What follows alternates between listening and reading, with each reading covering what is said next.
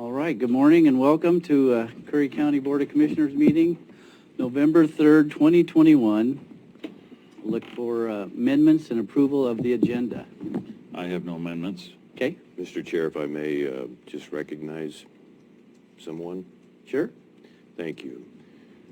Not because he's a relative of mine, but because he served this county for almost 20 years as a exceptional sheriff deputy. He carries the same name as my father and my grandfather, who were both born in Langlis. He was born in Langlis, Alan Boyce, and we lost him Monday evening. Many remember him, went to school with him, and one of my sons said yesterday morning, Dad, I never, ever heard anything bad about Alan, and very strong in his faith. Tremendous motorcycle rider, athlete, served in Vietnam, a full tour, and a combat veteran. And if it's okay with you, Mr. Chair, I would like to just, he was sheriff here on an interim basis in the mid-2000s, so very proud to have known him. Thank you very much for allowing this time, Mr. Chair. You're welcome. And I don't have any word on when his celebration of life will be, but it's hit my family, and we're just really proud of hit my family hard, and just really proud of the service that he showed, and as a veteran and as a tremendous law enforcement officer. Thank you, Mr. Chair. You're welcome. Our thoughts and prayers go out to the Boyce family. So as far as amendments, Court, you got any? Okay. I just want to add to the executive session, ORS 1926602B, to consider dismissal or discipline of, or to hear charges or complaints against an officer, employee, staff member, or agent if the individual does not request an open meeting. Okay, and then maybe during break I can get those numbers to read off correctly, okay? We did think, since we have such a good turnout for the 6 Species plans. 6D, yeah, we could maybe mix that up and with 6A, swap those. Yeah, Mr. Chair, if we could switch action item 6A with 6D. Okay. I think we have several people here that would like to offer testimony. That's on our primarily winter steelhead, Oregon Department of Fish and Wildlife multi-species plan. And I gave a little bit of report where David Rocksmith and I testified on the 22nd. Okay. And I think Mr. Byerland was going to have a presentation. I don't see him yet. And I was going to recommend to the board that we just have this in discussion format today and not have a action item as a decision. We still have till middle of December for the county to extend their position. It's very important that we do. I have an updated letter that's a combination here from the Oregon Anglers Association and Salmon and Steelhead Recovery Coordinator Byerland. Okay. I think we need a little time to process that and probably amend it some and then bring it back to the board either on the 1st or if our next meeting this month, whichever route you want to go. So we'll kind of look for Mr. Byerland, but yeah, that way we won't keep these people waiting too long. And appreciate it, Mr. Chair. Thank you. I think that's a good idea. So. One more thing, and then item 6A with Connie Hunter and Dave Crackey and Glenn Hermes. They're going to call in right at 10:15 after break, so we can kind of organize the time sequence there. Thank you. Very good. Just I think it'll go smoothly, though. Keep me posted on that time. Will do.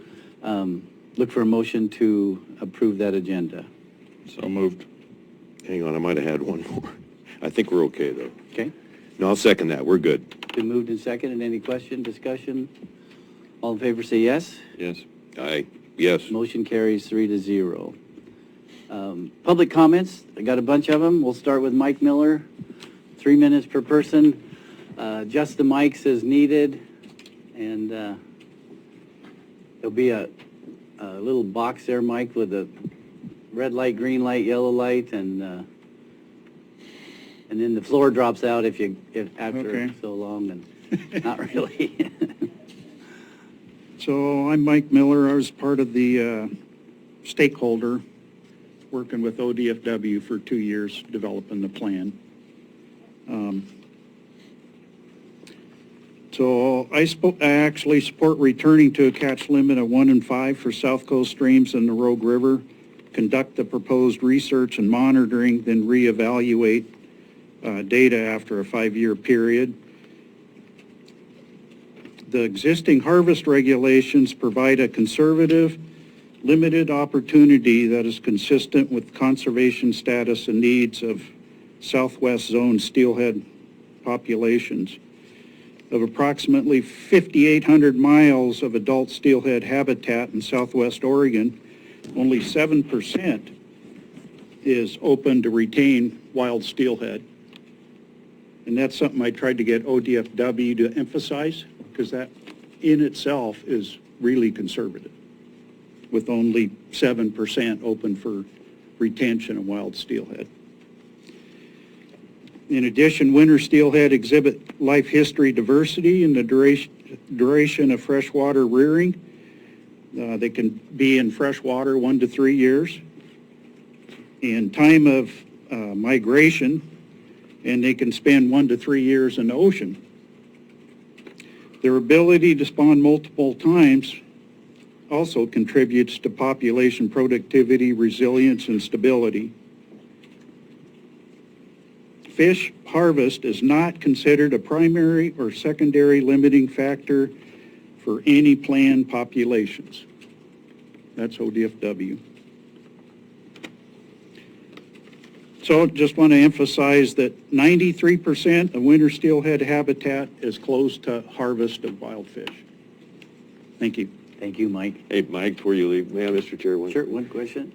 Sometime in the next couple of months, it'd be nice to have you and Tom Hawkins come and give a presentation on CCPLA, Curry County Public Lands Access. If you would be interested, this goes out to the public and would be very helpful to educate them on the great successes and work that your organization does. Thank you.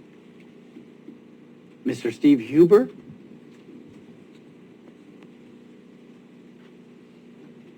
Good morning, everybody. My name is Steve Huber. I've been a guide for 23 years. I've guided in California, Oregon, and Alaska. And so I'm here to just reiterate that we want facts, not feelings. And when we go to make changes in this stuff, the long-term effect is based on feelings. OFW is based on facts. California is based on facts. Alaska is based on facts. On the facts stated and redone to make sure that when we make a change, we can't go back. And it never goes back. So mine is to keep the stuff open. If we're causing harm to a fish, then the guides, as one of them, we're the first ones that reiterate that stuff.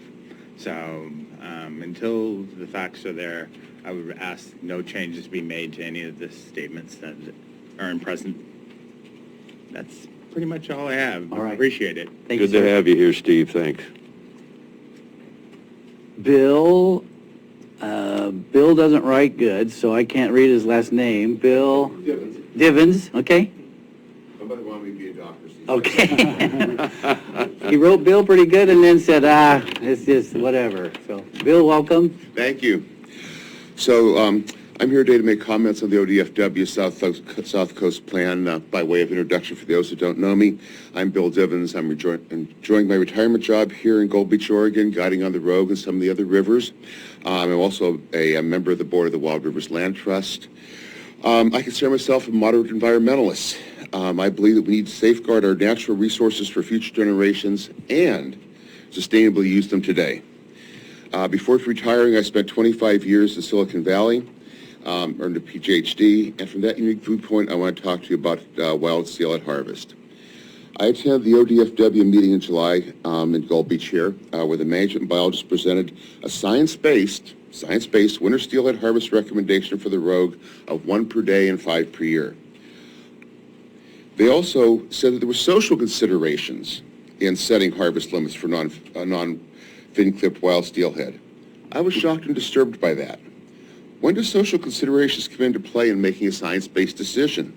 especially when these decisions impact not only the steelhead, but also the angler's ability to enjoy the resource.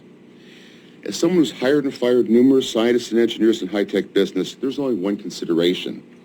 Do I believe my scientists' conclusions or not? If I trust them, I go with the recommendations. In this case, a harvest limit of 1 in 5. And if we don't, then we replace them. Those are kind of your only real options. Many radical environmentalists will say that we don't know enough to harvest wild steelhead. No studies are perfect, but after questioning ODFW biologists, I'm confident in their methodology. And if they're off in their counts, the error is not significant enough to allow these social considerations to play a role in setting limits. Think about the "we don't know enough to allow harvest of wild steelhead" argument. Most of the fish we eat, from rockfish to tuna, are wild fish born and harvested in the ocean. Can you really say that methodology used by federal and state biologists to manage the harvest of most food fish in the wide open ocean is any better than the methods used to manage wild steelhead harvest? Of course not. Every day, commercial boats harvest thousands of tons of fish based on biological recommendations like we have from ODFW. And we sustainably harvest fish to feed the world using those recommendations. To say that one species, specifically steelhead, cannot sustain a scientifically determined harvest is absolutely ludicrous. However, if you're a true believer in the no steelhead harvest religion, then ignoring the science and going with your skewed belief system probably makes a lot of sense. In conclusion, after reviewing the ODFW RSP, I was happy to see that both our fin-clipped and non-fin-clipped steelhead are at the desired status of strong guarded. This evaluation coincides with anecdotal evidence that I think most of the rogue guides around here are seeing, that especially on the lower Rogue, that with good water conditions, the steelhead fishing, both wild and hatchery, and most often is catching and not fishing. And that's the way it's supposed to be. If it's not fixed, if it's not broken, we see no reason to fix it. Thank you, guys. Thank you.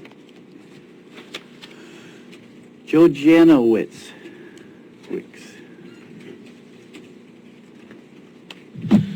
Good morning, and thank you for the opportunity to speak. First of all, I'd like to speak on behalf of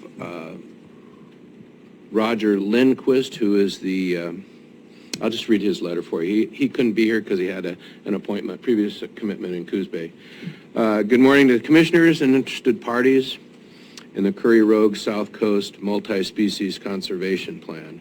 My name's Roger Lindquist, and I am the Vice President of Curry Anadromous Fishermen. We run the local Indian Creek Salmon Hatchery here in Gold Beach. I'm also the South Coast representative to the Salmon and Trout Advisory Committee, a committee of 9 representatives from around the state that are appointed by the governor to advise the ODF&W commissioners on salmon and trout issues. I'm sorry that I could not be present for this meeting, but I had other commitments that precluded me from testifying in person. Please take this statement as my testimony. I support the letter that has been proposed by the Curry County Commissioners to be sent to the ODFW Commissioners. The bottom line for me is follow the science. During the ODFW Commission meeting on October 15th, there were a lot of opinions about catch and release, but no scientific evidence was presented to support those opinions. The ODFW staff, along with the stakeholders, have worked for over a year and a half on this proposal, and their basis for the plan was based in science. ODFW believes that, as stated in your letter and the proposed RSP, there are sufficient fish to support 1 in 3 or 1 in 5 catch limits, and fishing is not a limiting factor for this stratum. Additionally, I would like to make one other point. I testified at the ODFW Commission meeting on October 15th that the economic impacts of fishing in the smaller communities that this plan covers are significant. With a catch and release posture, these communities would be negatively impacted. One example is the spring salmon being restricted to hatchery catch only until June 1st. Before this restriction was put into place, the related fishing business was thriving. Now it is almost non-existent.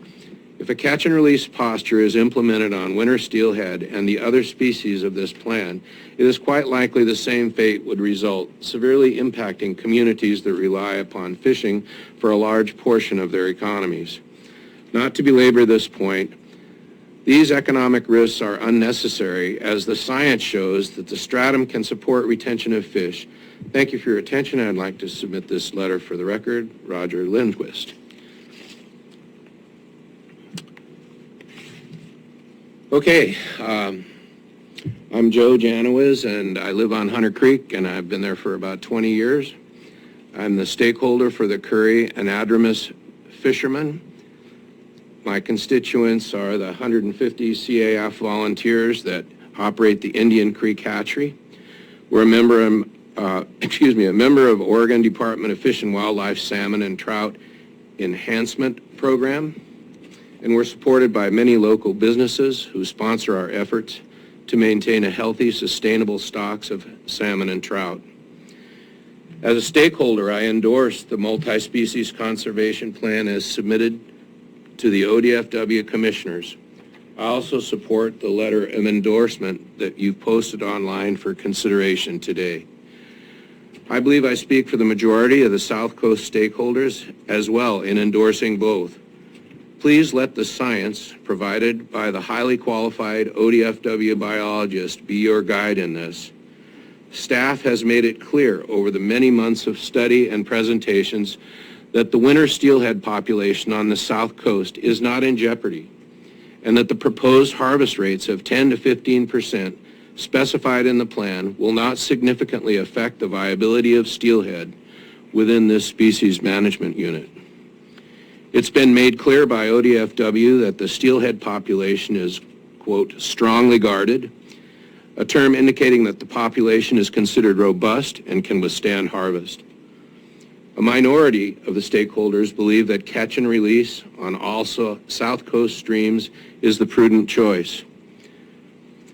This is in direct opposition to ODFW staff's assessment that wild steelhead can support harvest. Please support the plan provided by ODFW, the highly qualified and dedicated professionals we entrust to protect the resource. It's important to note that an adoption of a non-biologically supported catch and release policy on our streams and rivers would have a dramatic effect on many local businesses and your constituents.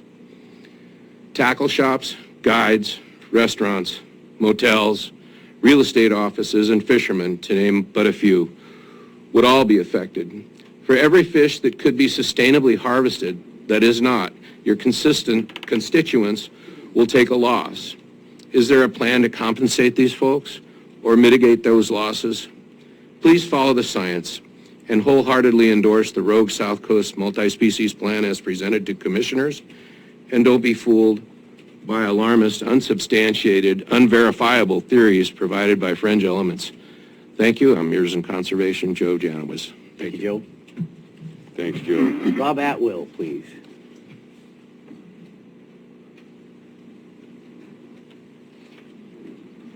Hi, my name's Rob Atwell. I'm a veterinarian by training, and I'm a resident up on Hunter Creek, probably 10, 12 years now. So we've probably heard the 3 stages of a fisherman, right? You start out catching as many as you can, then you're interested in catching the biggest fish, and then you settle into, I want the most technical, difficult fish. And a lot of us end up there for a long time, whether it's fly fishing, catch and release. But I'd say after a while, as kind of a veterinary perspective, you got to admit that I'm using animals for entertainment. And as a veterinarian, it kind of works on you a little bit. So speaking in favor of limited harvest, I'm like, get your fish, dispatch it humanely. Occasionally you want to take one home.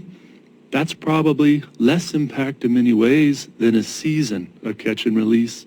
The incidental death that can occur to juveniles, occasionally you'll harm an adult fish, but it's often set up that catch and release is the highest fishing ethic. But I would actually say limited harvest, get the job done, and then let the fish be for the rest of the season is actually maybe the 4th stage of a fisherman's evolution. So that's really all I wanted to say. Thank you. Thank you, sir. Thanks, Doc.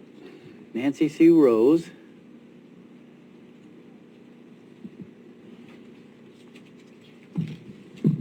now for something completely different. Okay.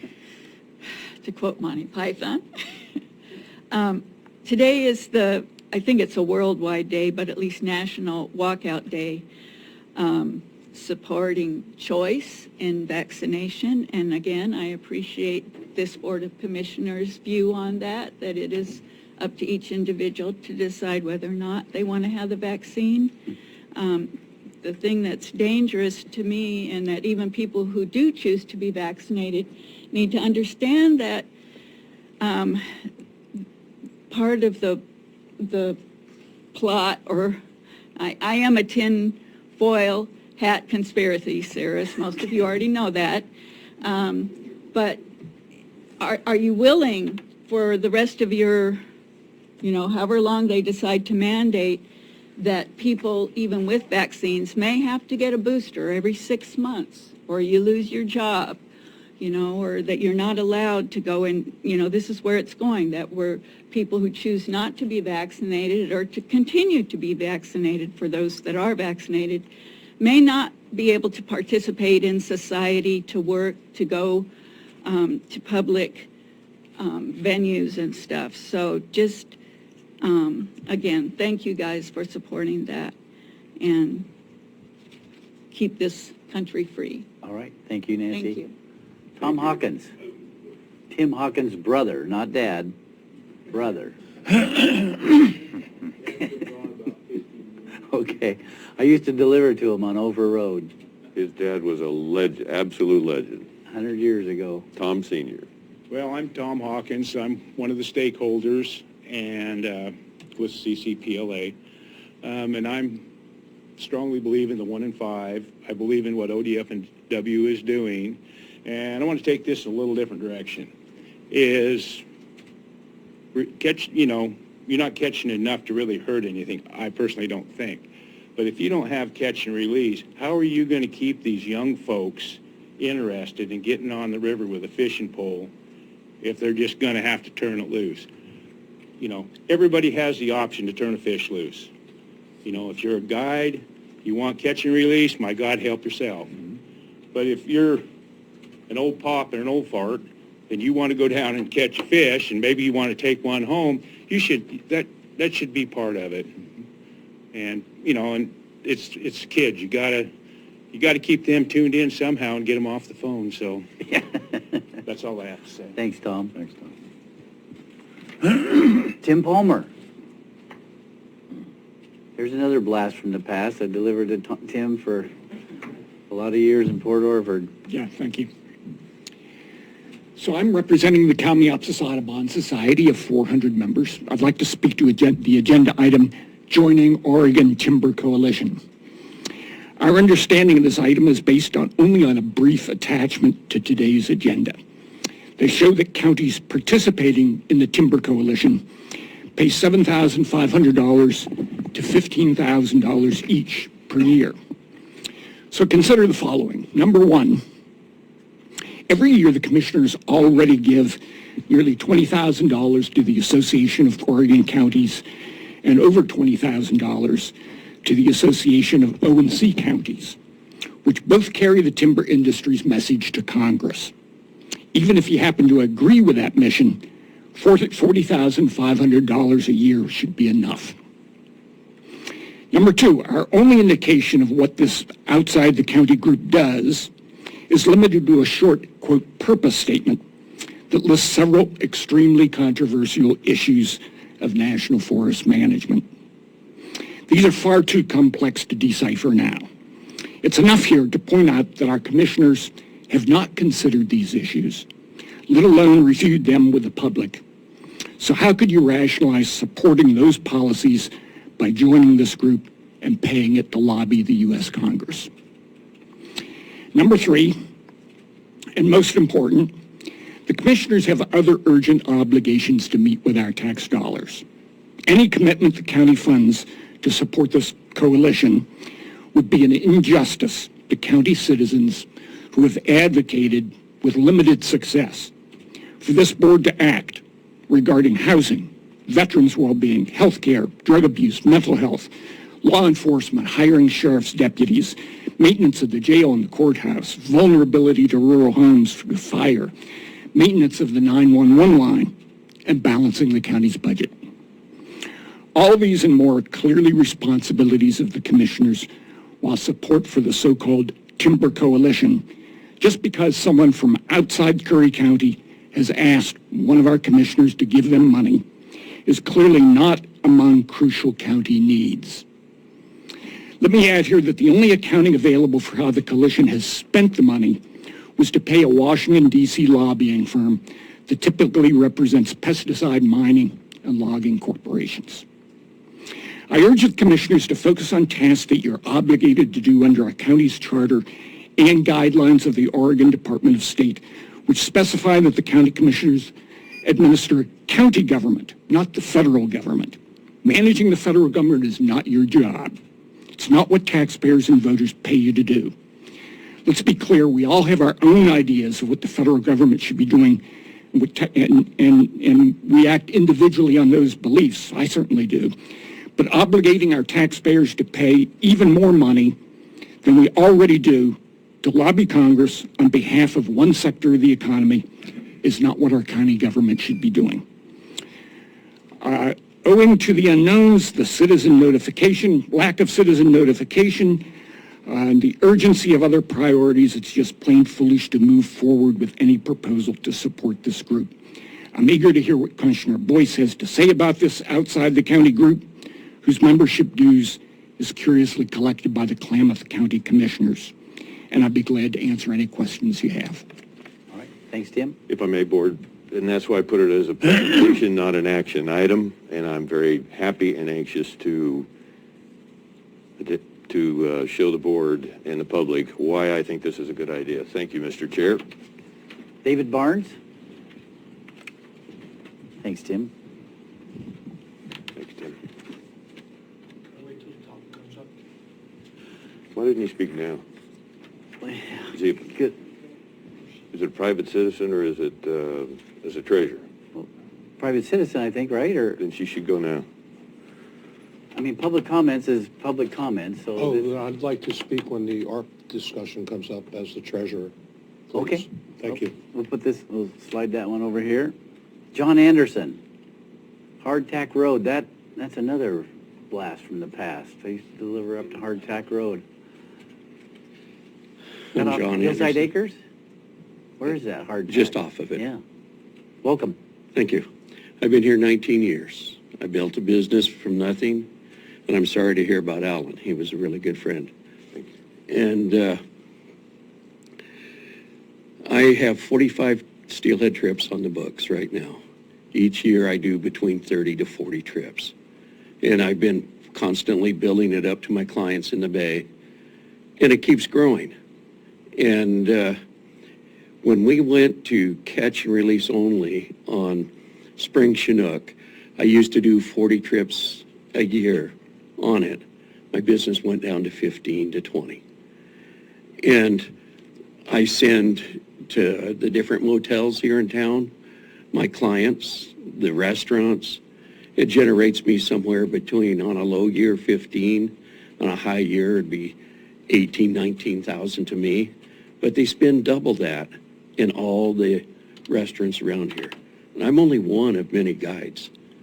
And if we were to accept this proposal to go catch and release only, what would it do to our economy? We really can't afford it, since we aren't logging like we should be. At least I grew up in Gilchrist, and my parents were born in Oregon, and I've had a chainsaw when I didn't have a fishing pole in my hand. And we need to consider what we're doing, and we need to send a strong letter to the commissioners in ODF&W in Salem saying that our county isn't in favor of this at all. It would economically affect us greatly. And our kids would, a lot of kids love to go out there and get on the bank and catch fish. And there's quite a few people here that like to do the exact same thing. And the 1 and 3 clips our wings, but we can live with that. 1 in 5 was better, but we'll do whatever we have to do. And I talked to Joe Martin in Agnes. He couldn't make it. He's on an elk hunt. But he says everybody in Agnes is definitely against it. And thank you for your time. Thank you, sir. Good to see you. Brett Cecil.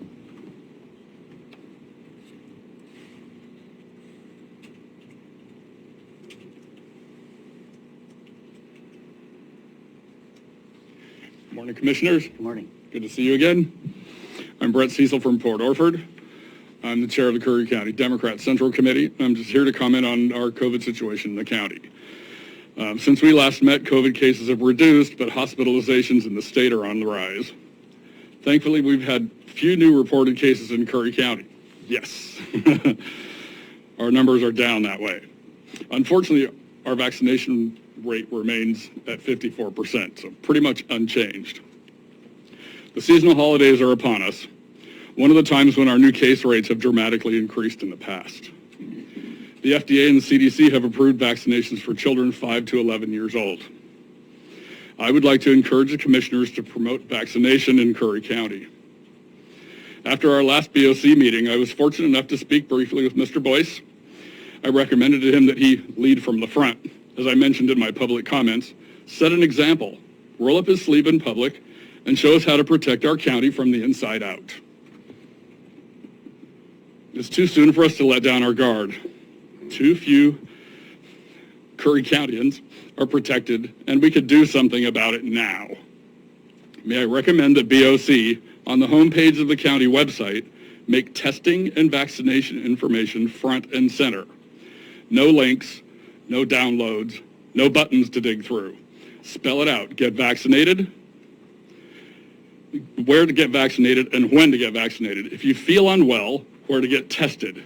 Curry County can get through this, but everyone's participation is needed. 54% of us have been vaccinated. The remainder of our residents, for some reason, think that that's enough to protect everybody. And I disagree with that. I applaud the fishermen that are here today, giving us their opinions on what's going on. I also applaud those that are following the science on the fish. I follow the science on COVID. Vaccination does work. We do all have a choice whether to be vaccinated or not, but this is a public health issue. It's not a personal choice. We have to all protect each other and protect all of our friends, all of our family. Our businesses won't thrive. Fishermen won't thrive. Our residents can't thrive. Our children can't thrive in school unless we can safely get out and mix it up. So again, I encourage BOC, all of you commissioners, to consider that webpage, the landing page. When you hit that, make that suggestion straight up front and center. Consider your vaccination options, and if you're not feeling well, get tested. Find out if you're sick or not. Don't spread it around. Thank you. Thank you. Thanks, Cecil. Leonard Krug. And Leonard has got 2. I gave him permission on the telephone yesterday. And because he's got a really good testimony about the hyperbaric oxygen treatment. And he has done a ton of work, as you know. Maybe I'll start on an upbeat note and talk about the hyperbaric therapy. Didn't really prepare for this. I just saw it on the agenda at the last minute, and I have a story to tell. 9 years ago, I was diagnosed with stage 4 colorectal cancer. Went through a couple of years of treatments and surgeries, and I'm a walking miracle. It wasn't a good prognosis going in. But fast forward to about a year and a half ago, and I started having some problems again down under, and as my surgeon told me, it's from radiation. Radiation is the gift that keeps on giving. My tissue had gotten so rigid and inoperable that things just weren't working right. And he mentioned hyperbaric oxygen therapy. Didn't know much about it. It was kind of a crapshoot, so to speak. But I enlisted to go do that. 40 treatments, almost 2 months of commitment going to Ashland. Ashland and Portland are the only 2 places in Oregon that you can go get treatment in a public facility. So that helped put this place on the map, and I'd love to see it come here. There's so much benefit for people, for all kinds of other side benefits, but burn victims, radiation, tissue damage, and the wealthy and affluent have them in their homes. Your athletes and musicians use it daily. So that's enough on the hyperbaric, but Okay. 2 thumbs up to Leonard, that. thank you very much, though. That's wonderful to hear. All right, back to the Rogue South Coast Plan. So my name is Leonard Krug, and I'm a native Southern Oregonian and live in Brookings. I'm an RSP stakeholder, the executive director for the Oregon South Coast Fishermen, and the president of the Oregon Anglers Alliance. I only need to state that we support today's proposed letter that supports the continued sustainable harvest of wild winter steelhead.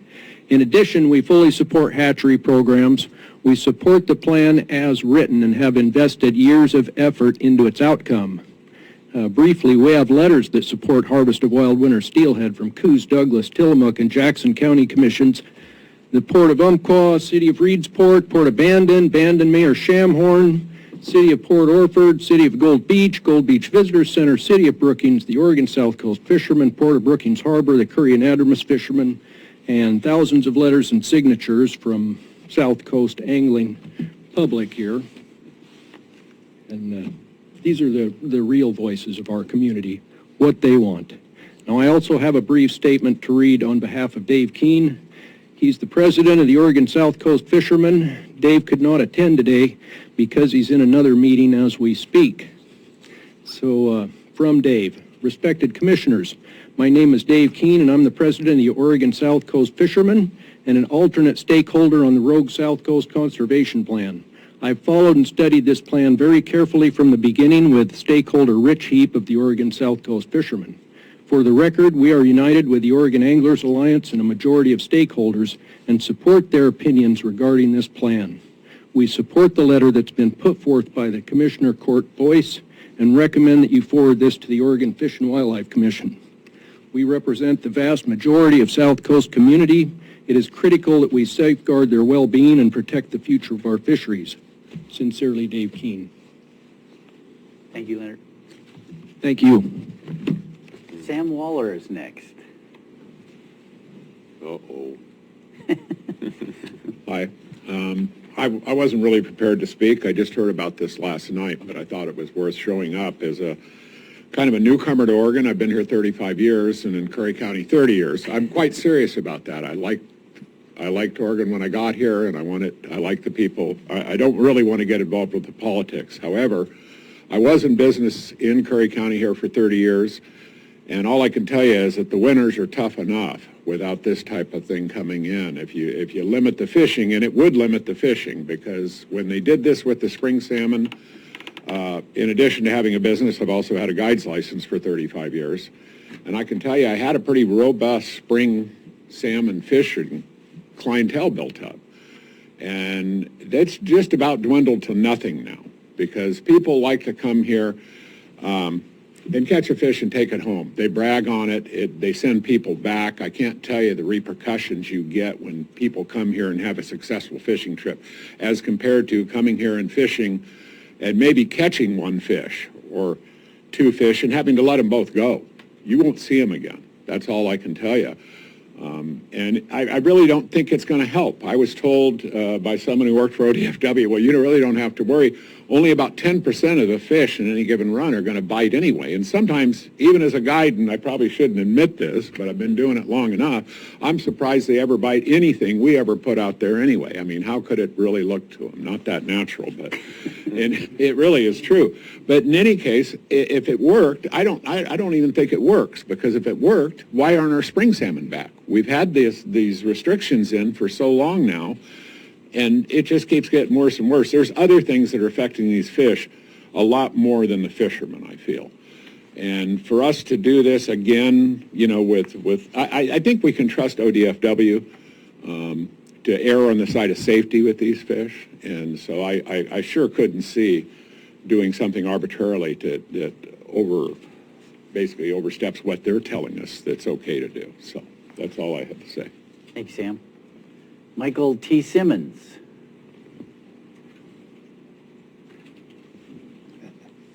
Good morning. Morning. I've been living here off and on for about 30 years, and I'm the oldest of 175 grandchildren, great-grandchildren, and great-great-great-grandchildren. And I love them, and I've taught them all how to fish. You know, I take them fishing, and I buy them a fishing pole, you know, and if they break their fishing pole, I'll get them another one, you know. And it's therapy for these kids, you know. And kids aren't going to be perfect, you know. I mean, you know, everybody knows that. I mean, we all grew up. You have to grow up. But I love my grandchildren, and in the wintertime, they love to go down. They can't wait for the steelhead season to come because they go down there with their friends and they hang out down there, you know. And I show up down there, you know, and I'll cast out there, and usually I'll catch a fish within 30 minutes, you know, because you got to use the right stuff, you know, and that's what I tell them. But I think God may have something to do with that too, because he loves us. But I would not change the way things are going right now for the kids' sake, you know. The kids need to be able to go fishing, and it's a part of keeping them out of trouble. My dad started me out fishing when I was real small, and I've stuck with it my whole life, you know. And I haven't been perfect either, but I just hope that the right decision is made for these children. Thank you. Thanks, Mike. Thank you, sir. George Lewis.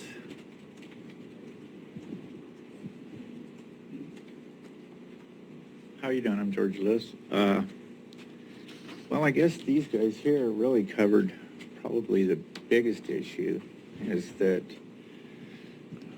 by stopping us from retaining a wild steelhead really hasn't achieved nothing on the Springer counts. So a steelhead, I fished this thing since I was a kid, right here in the Rogue River, and there's only so many people fishing. I mean, you got a few gravel bars, and then you have to go all the way from Casatney all the way to Agnes before anyone's fishing off the banks again. And there's a few boats, not very many, but a few boats fishing along the way. It ain't like that the people are wiping out the steelhead. They're there. We catch them. Every one of these guys catch fish that fishes. And we enjoy being able to keep a wild fish if we want to. You get a hatchery, you're like, all right, because I usually keep mostly hatcheries. But still, you should have a choice. The fish aren't going away. They're there. We have years, honestly, where the fish is better. You catch more. And you have years where they're not. And right now, I called Fish and Game, talked to them. They said they've been doing their surveys, and it's at a bumper amount of fish, smolts, that they're pulling out of these small creeks in this particular area.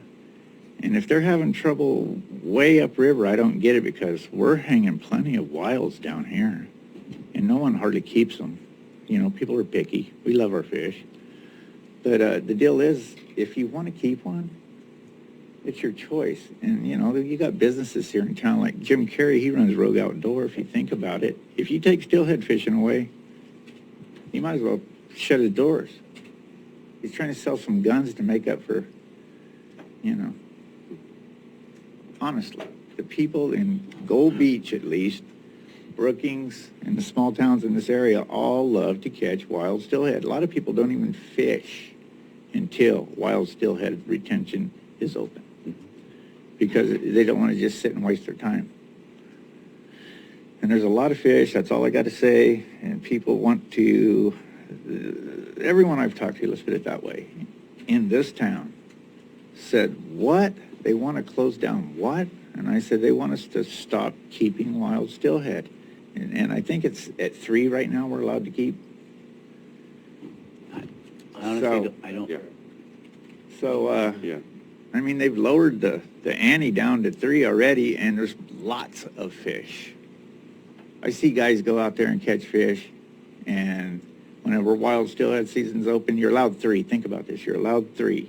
Okay, the fish banks, there's only so many spots with so many people, and not all those people are catching fish. So it's not like they're wiping them out. And whoever came up with this bright idea that they are, they're wrong. They're way wrong. Anyway, that's all I got to say, and I just wanted to voice my opinion to let you know that the people of this town do care about their retention of wild fish, and it does bring business to our community. It really does. People come from all around for salmon and steelhead right here in this river. All right. Thank you, sir. All right, thank you. Well, thank you all for your presentations. I love your passion, and you were heard this morning. So we're going to go to presentations now, and the first one is a EMS Emergency Medical Services update, Dan Bratton, and I think he's got a little, what's that thing you plug into the computer? It's in there already. All he's got to do, he's got the mouse, I think, over there. You're right, I think it's... How are you, Dan?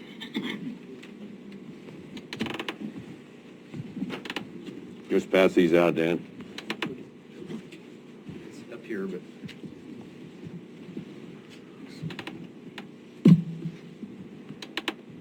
I'm the worst IT guy in the world, so hopefully I know how to do that. No, you're not the worst. Because I am.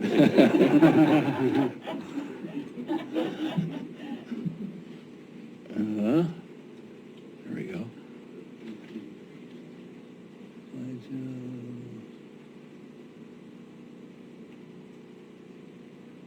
Come on. Look good. Like you know what you're doing pretty good there. Well, good morning, and thank you. I'm Dan Bratton with Keller Lifeline and Reach Air Medical. I won't take a lot of your time. I know you have a busy schedule, but I was talking to Commissioner Herzog the other day, and I realized it's been about 4 years since I've been before the commission. Usually we come in every couple of years and give a little update. So I just wanted to provide kind of a current status of what we're doing, and more importantly, what EMS is doing in the county. And we'll zip through this pretty quick here.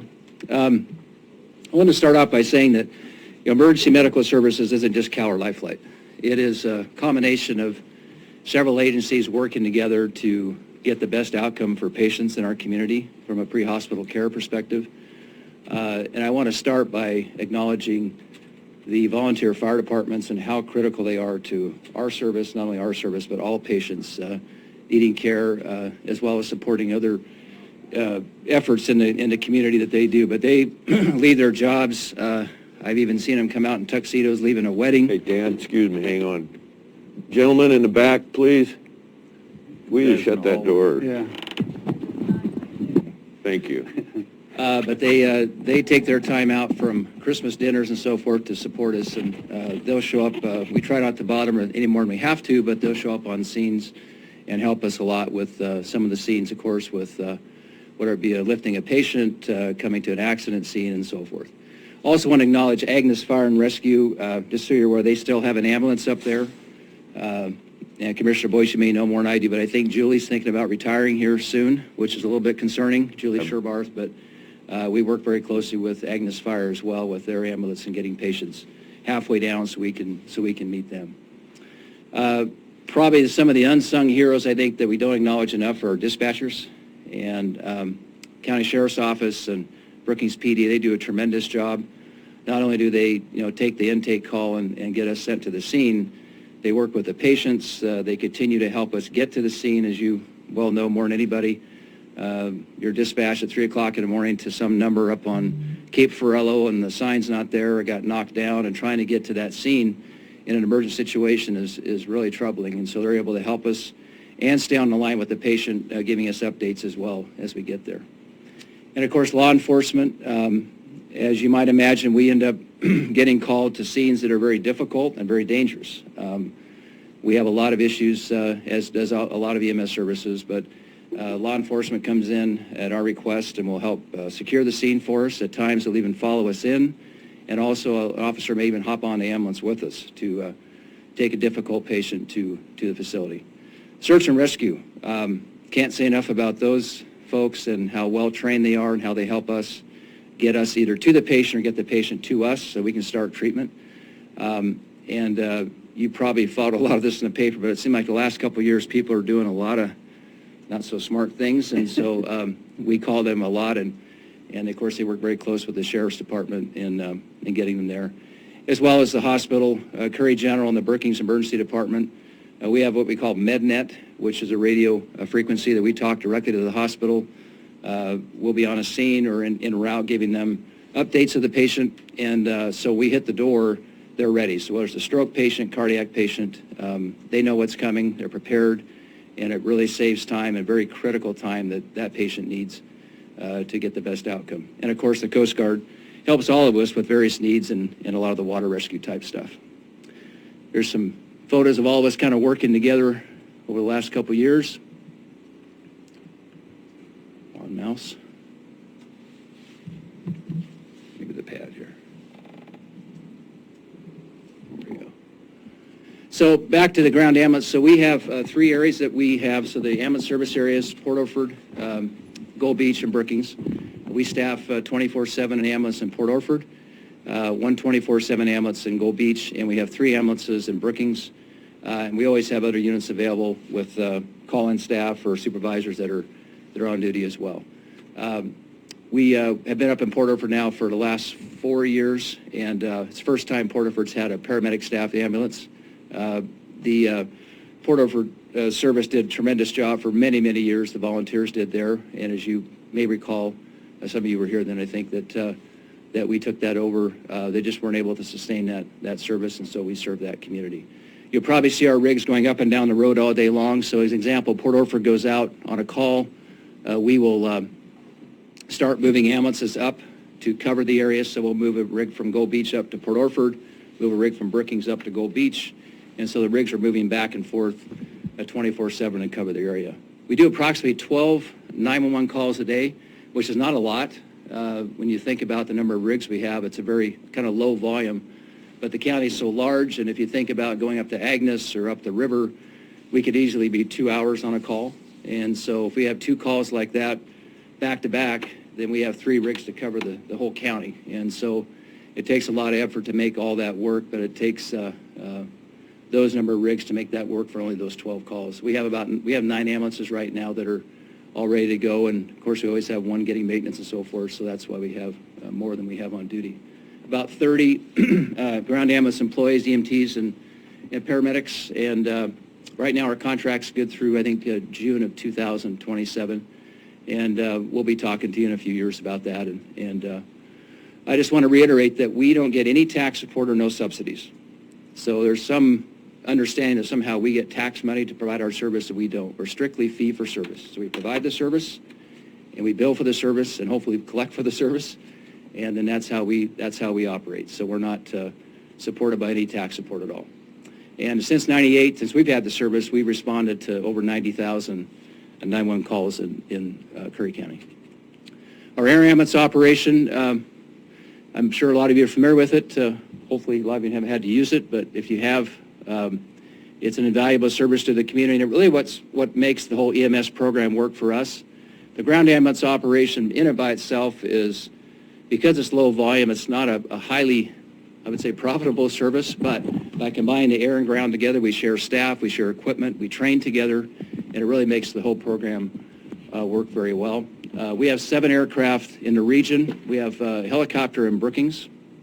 And just so you know, the closest helicopter to this area would be Newport, and south would be Willits, California. And so there isn't a helicopter anywhere on the coast between those 2 locations, and Willits really isn't on the coast. But we were looking at putting a helicopter in Humboldt County, and we decided to put it in Brookings. It's worked fairly well. Weather is always a challenge here, but the real advantage of the helicopter is it's pad to pad, so we can land at Curry General on the pad, take a patient from the pad directly to, say, Eugene or North Bend or Medford, and directly to the hospital. It saves a lot of time with the ground transportation from the airport. So we use that as often as we can, as much as we can, but understanding it's very kind of weather restricted. 3 aircraft, fixed-wing aircraft in Crescent City, 1 up in North Bend, another helicopter with Reach Air Medical in Roseburg, then we have another aircraft down in Arcata, do about 1,500 flights a year. We're a nationally accredited service and have been since 2007, which is quite a bit higher standard than what's the minimum required. And we've done about 25,000 flights in the last 25 years.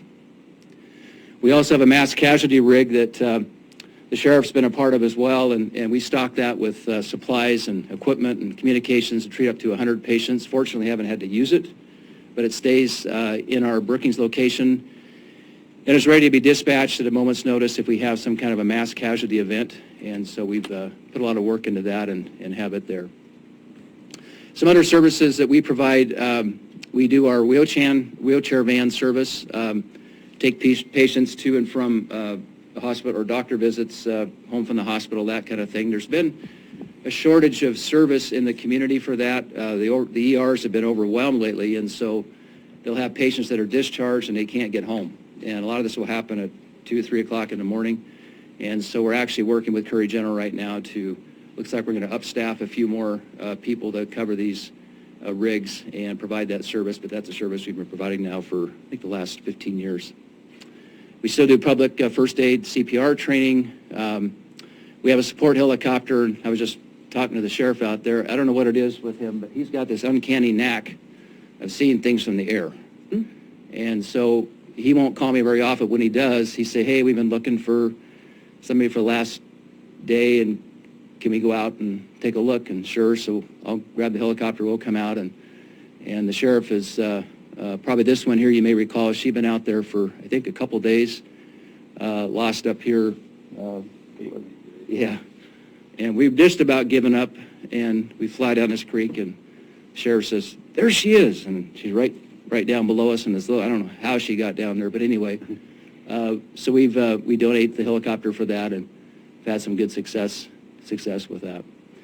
Wildland fire standbys, been a big shortage this year with being able to support that, but we did 2 deployments this year for that, and so what that means is we send a unit out with a paramedic crew to stand by to help firefighters when fighting fires, and so we try to support those every year if we can. It's a big effort to do that, but. Our membership program, I think you're aware of, but we have about 14,000 members now in Curry County, 50,000 in the region, which would be from Coos down to Humboldt County, and it's just a simple annual fee, and then members don't receive a bill. It's been a successful program. Many companies offer this, Mercy Flights and others, and it's a great program, and people tend to not really appreciate it until they get that bill, and then it makes a big difference, and we write off their co-pays. The best deal in the county. It is. The idea is don't ever use it. Yeah. Just some items of interest, and this will wrap it up, but I just wanted to point out, combined with, we have about 100 employees, we're about a $10 million annual payroll now with payroll and benefits. And as you know, employees right now are challenging as far as keeping staff. And so we're doing all kinds of things, retention strategies. During COVID, a lot of the medical facilities and schools were shut down. The paramedic programs were shut down for a period of time. And so there's a real shortage of staff. I'm happy to report that we're fully staffed, but keeping staff here is going to be a challenge in the future. We're working every day to make sure we can keep the people that we have, which is hard to do. Both paramedics and nurses in particular are short. Pilots, you may recall when COVID started, the airlines offered a lot of early retirement to some of the older pilots and some great programs for them, so they retired, and thinking that the flight volume would stay down. Of course, now it's ramped back up, so now they're on a big hiring binge, and they're offering $50,000 signing bonuses and so forth. And so fortunately, we have a good cadre of pilots that live locally and want to be here. They want to fish, and they want to do things like that. And so I think our retention is to try to keep local as much as we can, but it's going to be a challenge, I think, for all of us. And this is not just with EMS, but of course every industry that's facing this. Medicare, Medicaid reimbursement. Just real quickly, it's interesting and it's important, I think, that you understand this. So 88% of our patients, it's 88%, are covered under Medicare, Medicaid, or no insurance whatsoever. And that's a fixed amount of reimbursement. So there's 12% of the patients have what we call commercial insurance. And that's where, we can, bill our full charges and hopefully get a good portion of that. We'll write off what the patient has to pay if they're a member. And so that's a pretty high percentage for this area. And so it's an interesting mix to try to make all that work. And so In addition to that, Congress passed a bill called the Balance Bill Amendment, which will not allow us to bill a higher amount to patients if they're in a PPO plan. And it's a little bit complicated, but that comes into play in 2022. It's been highly debated, but it's going to be law, and so we're working through that piece of legislation as well. And so those are a couple of negatives for us. On a positive side, I'm the current chair of the Oregon State Ambulance Association, and we were able to get a what's called a QAF plan through the state this year, and we all pay in a fee. And then, and Commissioner Boyce, you may remember, we spoke to the Oregon counties on this a couple of years ago, and you guys supported that, and finally got it to the House floor, and the governor finally signed it this year. We pay in a fee, CMS matches that fee, and then that's redispersed back out to the ground providers. And so that's going to take effect probably late 2022, and much needed to up the Medicaid reimbursement for us. So we're looking forward to that coming to our coffers to help us. So that's it. I just wanted to give you a quick update, briefing, answer any questions, and welcome to call us anytime, but I just thought it was important that you kind of hear from us as to how things were going with our EMS services. So, any questions for Dan? Just quick comment.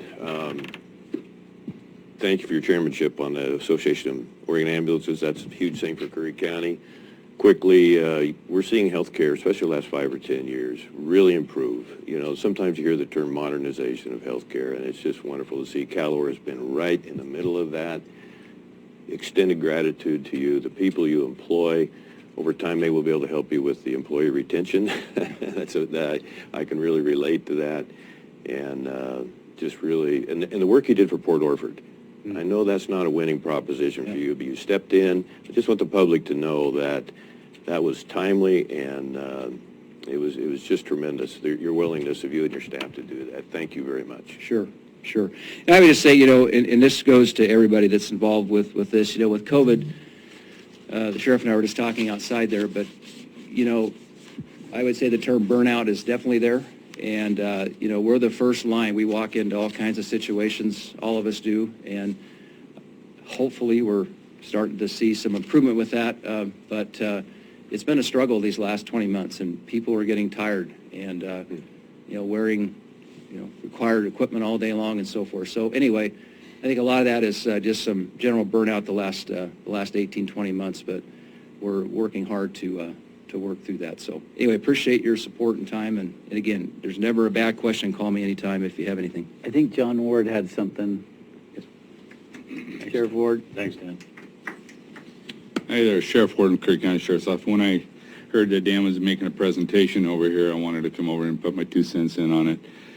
He's pretty modest about what they actually do. They are incredibly important for the Curry County and our citizens for Curry County. And not only just Dan, but his staff and Joe Gregorio. I mean, anytime I need something from the sheriff's office that is going to benefit our citizens, I call Dan or Joe, and I get it. You know, they provide us with a lot of things that we would have to pay for normally, but they, I don't know, whether they write it off or whatever, but, you know, they supply all our jail staff and our patrol staff with Narcan, so we can, you know, administer it out in the field, that we have somebody we roll up on a scene of somebody that's overdosed or something like that. The things about when I need to see something from the air, you know, Dan's right, you know, I'll call him and he doesn't question. He goes, when you want to go, I'll pick you up where. I've been on several missions with him where we have found people that have been lost 3 or 4 days, and this gal he was talking about was gone almost 4 days and lost up in the woods up above Game Lake and Collier Butte area. We've been down on other searches where we found people, and it's just incredible. I just want to make sure that we recognize CalOR for what they actually do for us without consideration of reimbursement or anything. The fire seasons, when we had the Checo Bar fire, 3 or 4 or 5, actually it's been about 2 weeks into it, I needed to see what was going on because we hear what's going on, but we couldn't understand what the whole deal was. So we go in his plane and we get up. He says, well, we have to, abide by the TFR. So we get up and fly around that whole thing. He never asked for anything in return. The relationships, again, as we build with our community partners is so important. And I consider Dan a huge friend of mine. And I know that they put themselves out there a lot. When we go to scenes of a domestic or something, there's some injuries, they ask us to respond, we'll go clear it, and so they can get in. So I just wanted to put my 2 cents in and give them thanks for what they actually do. Appreciate it, Dan. I agree. Chris, I didn't ask you, do you have it? No, I'm Anthony, good. anything? No. Thanks again, Daniel. That was a great presentation, and we'll see you in a couple of years maybe or something, or maybe next year. Mr. Chair, it's 10:05. Oh, yeah, we got to take a break. So you want me to try? I can do my first presentation in 5 minutes. Could that work, or should we go after? Yeah, about 4 minutes, and we'll go at 10, we'll take a break at 10:10. I need the little mic up there if I can. Little mic or the mouse? I mean the mouse, what'd they say? Thank you, sir. Appreciate the part about your grandkids. Way to go. How do I X out of this? I do not know. Whoop, got close there, didn't I? So, Oregon Timber Coalition counties. X. Can I do that? No. You just don't save. Let's start with South Coast Lumber Company employees, their mills, their lumber producing operations, their logging side, road building, everything, employs 550 people in Curry County. They have a real disadvantage when they're trying to bid on timber contracts compared to their mills.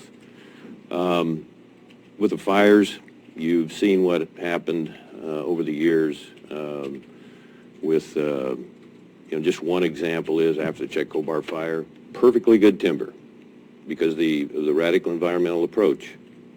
We're able to harvest, this is no exaggeration, less than 3% of the prime timber, which of course becomes matchsticks for the next fire. Curry County's only 1 million acres, and some of our timber's been burnt 3 times. 2 foresters we had here, retired foresters, Tom Hawkins and Mike Miller will tell you that we're turning into a hardwood forest. What happens there when you lose your watershed? It affects everything. We pay for our schools and our roads, certainly our law enforcement, for the amount of timber that we get harvested. Thank goodness we're in AOCC, the 18 BLM counties, and we get a shared receipt from them every year. So it's wise that we're very much involved in that organization, and I serve on the board. When it comes to other forest issues, natural resource issues, AOCC is just tuned in to those 18 counties.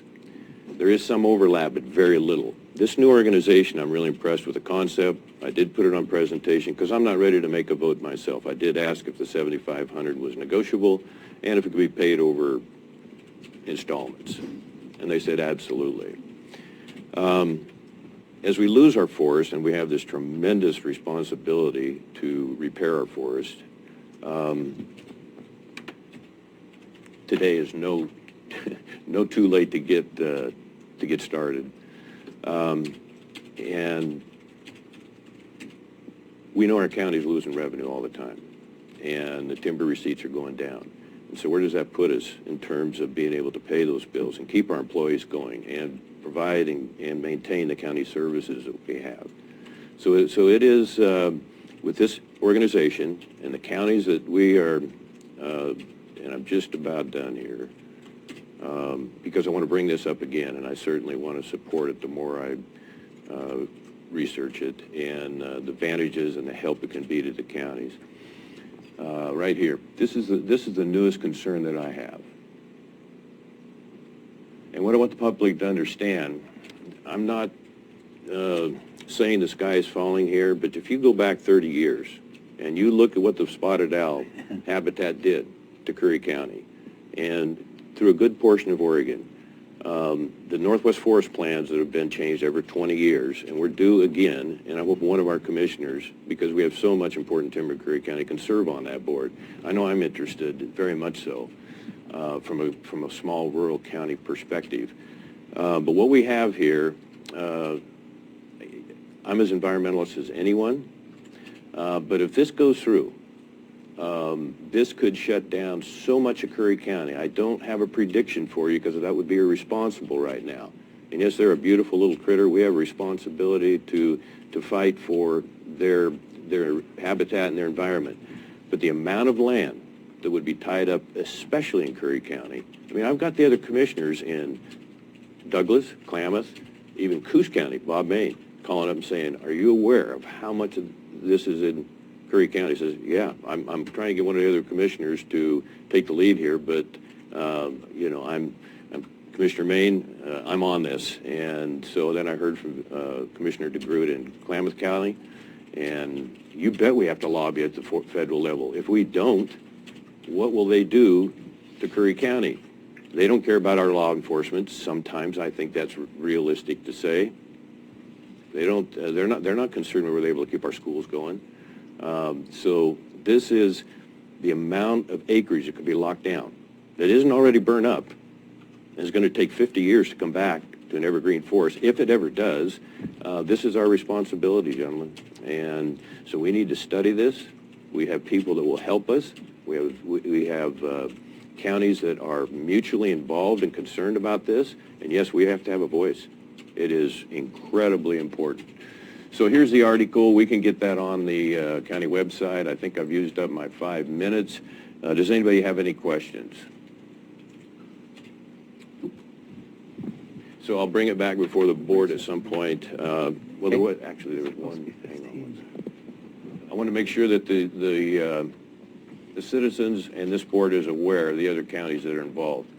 Needless to say, through AOC and AOCC, those two different organizations especially, being on the phone a lot, I know the commissioners in all of these counties, they are very dedicated, they are determined, they are absolutely involved in this and other natural resource issues, and yes, we have to lobby at the state and federal level. One more thing, Mr. Chair, Association of Oregon Counties has a natural resource organization that I'm also on the board of, but this would be more precise to these particular counties. So I'm just encouraging the board to take a very serious look. Thank you for the time. Yes, sir. Thank you for that presentation. We'll take a 15-minute break. Let's just be back here at 10:30. That's a little over 15 minutes, but JJ deserves it.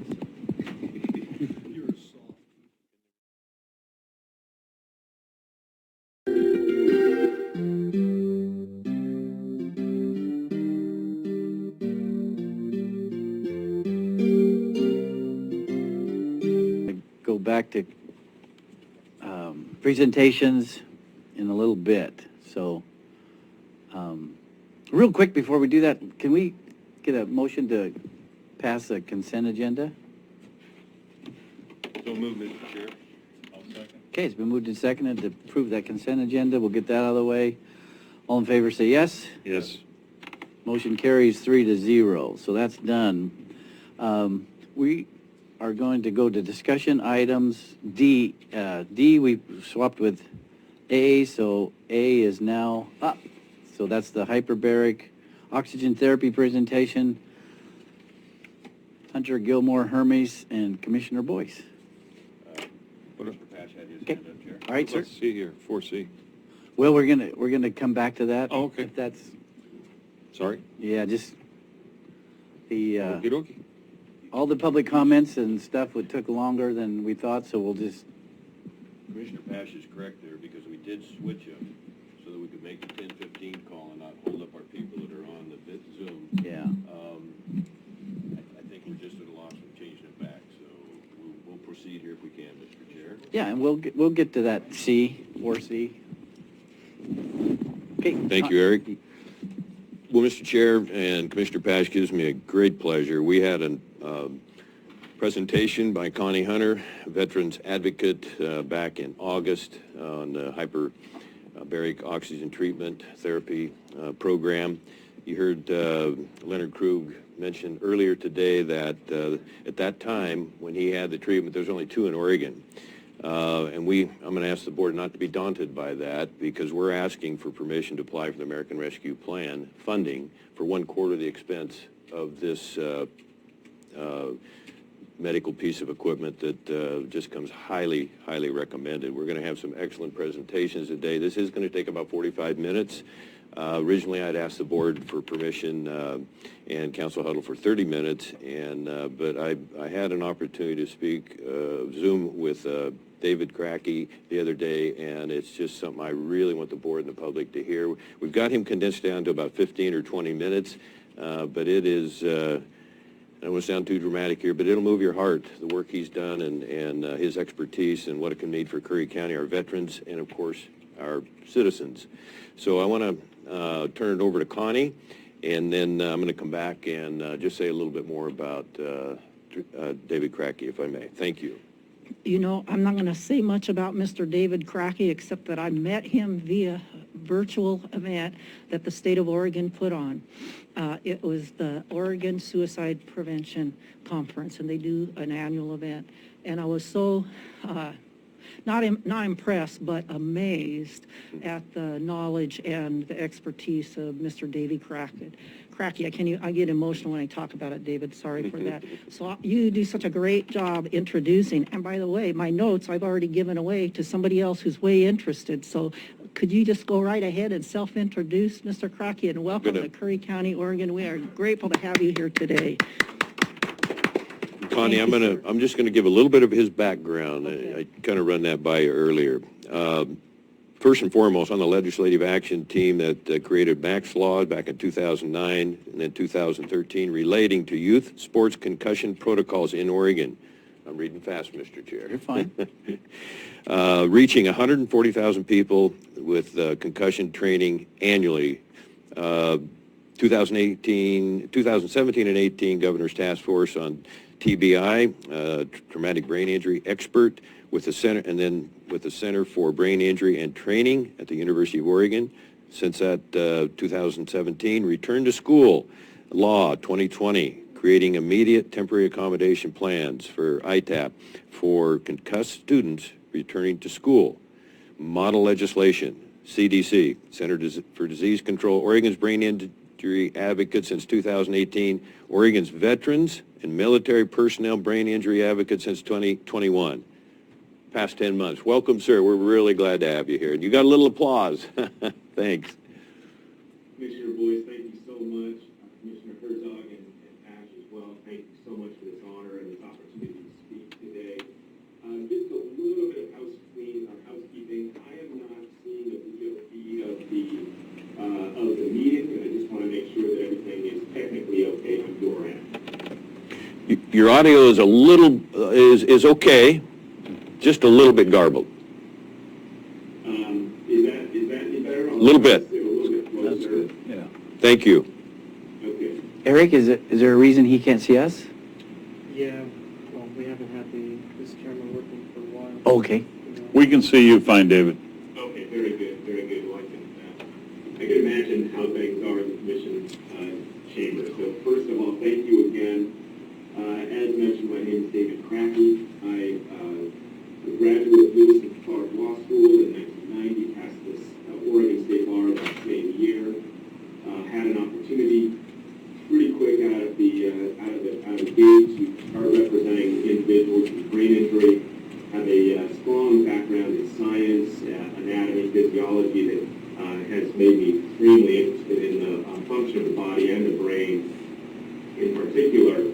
And that led to my appointment to the board of directors of the Brain Injury Alliance of Oregon back in 2005.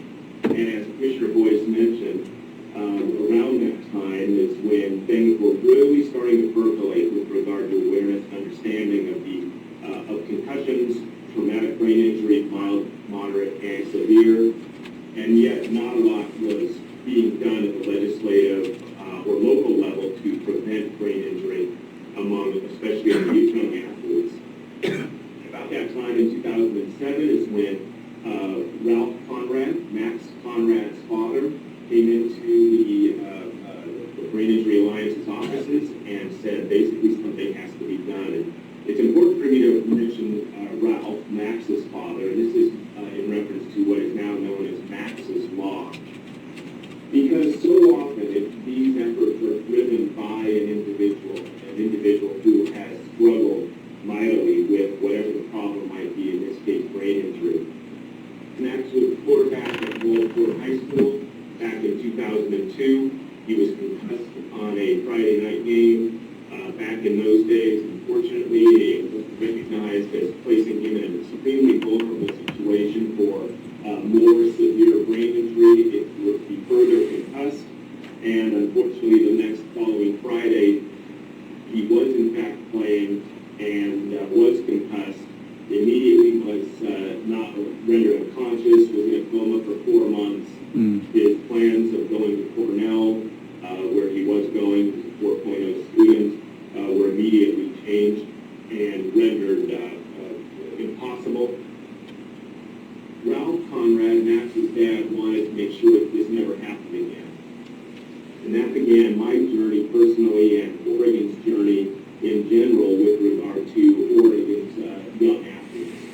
We now have in place what is known as Max's Law that has certain requirements in it where a coach, if he observes or she observes a blow to any athlete's head or body that results in signs, symptoms, or behaviors consistent with a concussion, that coach must remove that player from play and can only return that player once that player receives a release from a qualified healthcare provider to do so.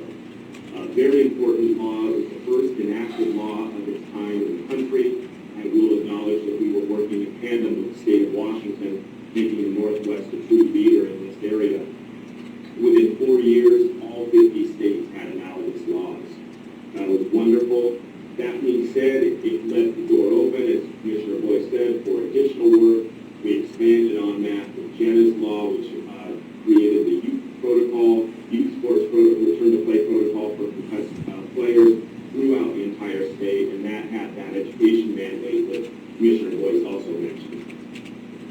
We continued that work with work on accommodations for students and for other very important things that I won't get into now at this time. And then finally, this year, we are again trying to establish a brain injury resource facilitation program in Oregon, state-funded, FDHS, with the hope that our brain injury survivors in Oregon and their loved ones will have a central place to go to access supports and services, something that we need to do now. And quite frankly, that I'll be reaching out to you as the commission for legislative support later on in this session. But that has led to my current position.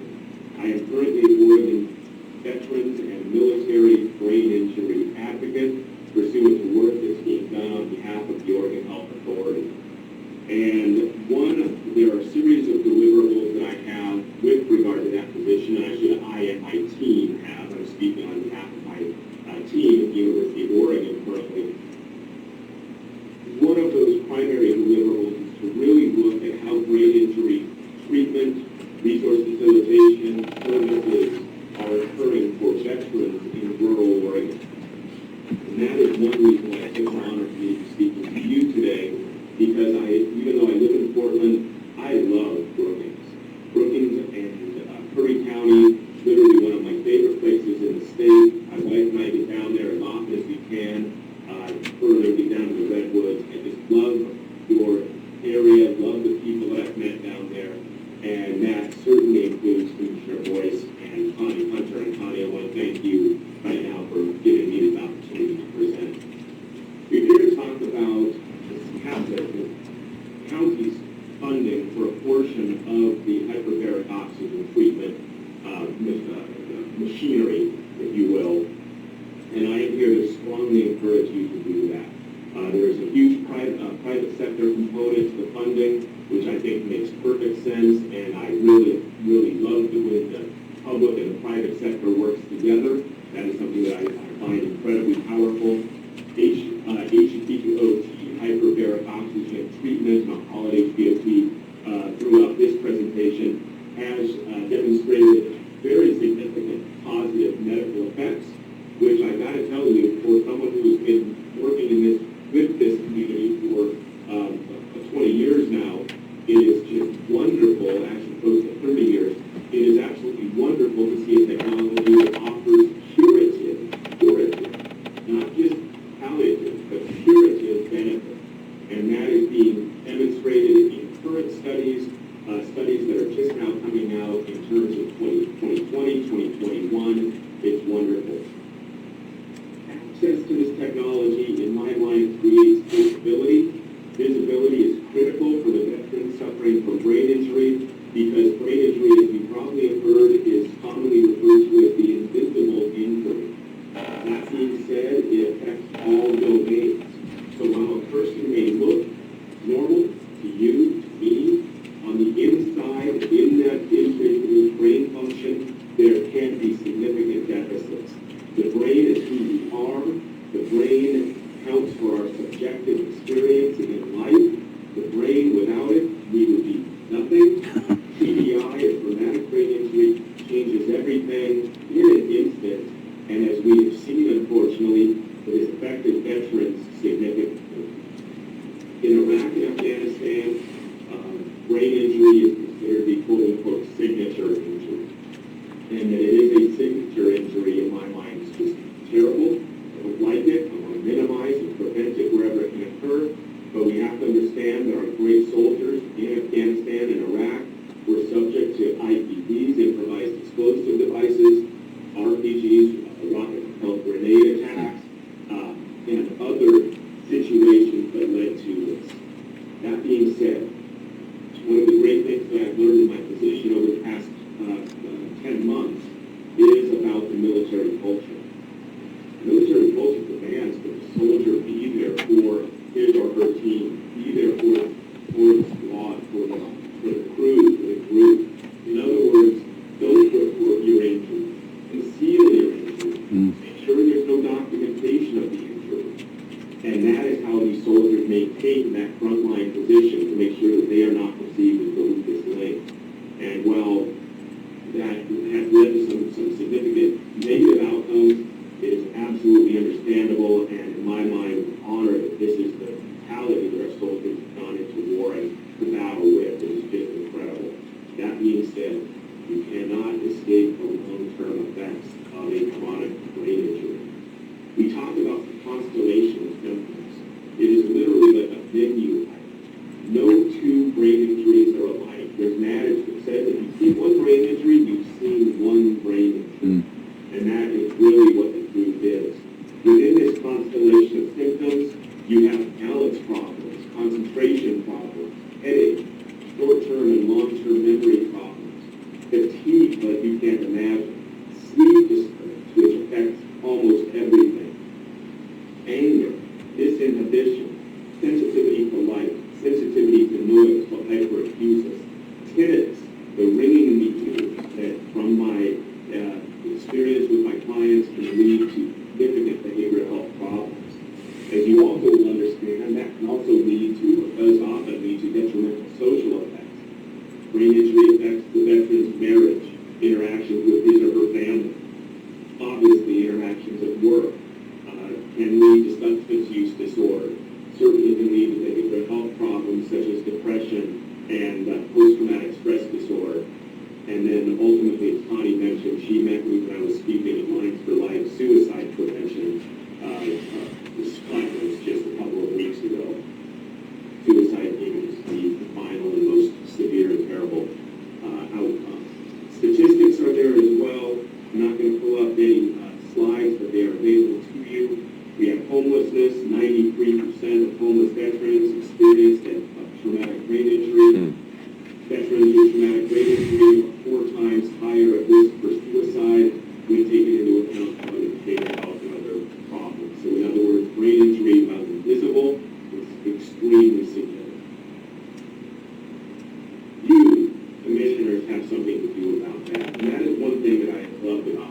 I work with people such as yourselves who have an opportunity and the power to make certain things happen.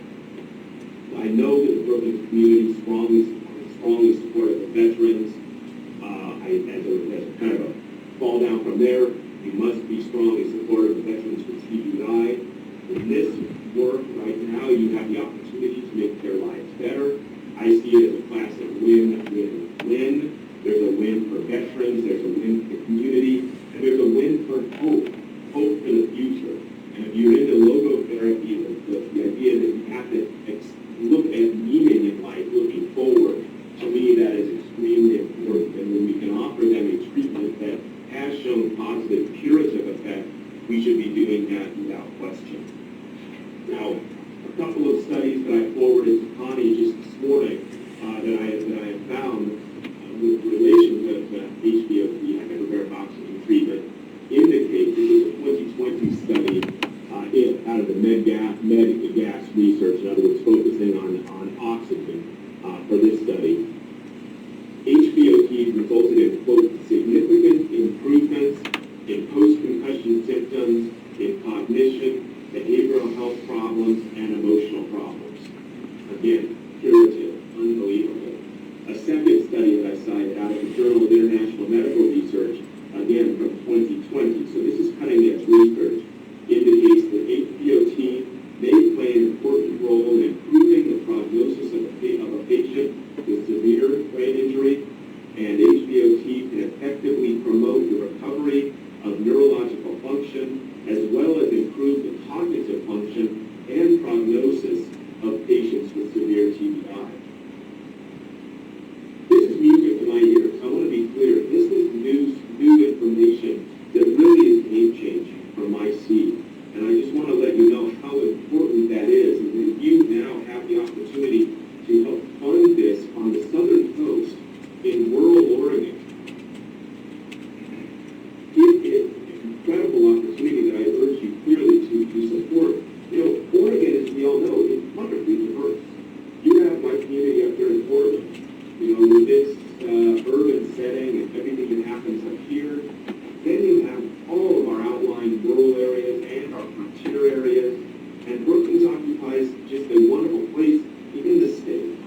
You can provide with this action leadership that will be recognized by other rural communities, not only on the coast, but also east of the Cascades, where I'm doing a ton of work. In fact, I'm meeting with a network of providers out in the Pendleton, LeGrand, Hermiston area just after this meeting today. You will have a huge impact on veterans with TBI for a relatively minimal investment. You will be meeting in the best sense of the word. You will be promoting a curative TBI technology that is emerging and demands support now. And I'm here to ask you to please set that example and move forward with funding for this incredible opportunity. That's my 15 minutes. I am here to answer any questions. Again, I am so grateful to be speaking to you today, and so thankful to Connie for this opportunity, Mr. Boyce, and others. It's just absolutely great. I significantly, seriously urge you to support this. Thank you very much. Questions? Do you have any questions? I have a question. Okay, got a question for you, sir. I would, David, my name's Christopher Pash. I prefer the short answers. We don't need to, because of the time constraints we have. Is this recognized now by insurance companies, and what are the, how is that structured for payment? I do not know is the answer, whether or not Blue Cross or Kaiser or others are doing that. I know that there are private practices that operate up in the Portland area, but they tend to be private pay. You know, I want to let you know, Commissioner Pash, that bringing the insurance companies into this treatment that is forward-looking has been extremely difficult. And I speak from 30 years of experience, even for some of the most basic treatment that a brain injury survivor deserves. So my understanding at this point is that they won't, but I don't know for sure, and I thank you for bringing that up, and I'll certainly look into it. I'm actually getting motions from people in the audience that they know, so I would ask Connie or Well, excuse me, Mr. Cracky, add that our presenters are going to talk a little bit about that. okay, But good. when I made the presentation earlier, and we talked about those things that were FDA approved, that means you can get Medicare, Medicaid, and in some instances VA. And then those things that are off-label are currently not being covered. But the way that we're working on the problem with funding on behalf of veterans is we want to participate in something that's coming from the VA. I'll get into the legislative piece of that puzzle in a minute, but I have two more things. I would just like to see if we could. Sure. Not as a question, but I'm hopeful in the rest of the presentation, how we're going to raise the other 3/4 of this and what the costs are. I knew you were going to ask those questions. Well, I would ask the same exact I'm a dollars ones, guy. and we have answers. dollars and cents, yep. Mr. Crockett, I have to tell you, I'm going to swear off attorney jokes for the rest of my life. And it's not a quid pro quo, I'm just a convert, okay? Thank you for everything, and if you'd like to stay and hear the rest of what's going on, I think you can hear, but they're going to have a PowerPoint, so we invite you to stay. Commissioner, any more questions or anything you'd like? No, I hope your schedule will allow, and then this agenda item is basically under the identity of a pledge, which of course would be conditioned on the other funding being available. So it's a start. We have to start here first before we want to go to the next phase. So thank you. And yes, if you could stay on, that would be wonderful. I know you have a tough time scheduling. And we want to look at that ODBA grant. An Oregon Brain Injury Network, and so I can't wait to hear the rest of the presentation. Okay. Do you want to do the next introduction? Yes. Connie. Thank you, David. You know, this is something that really hits close to home.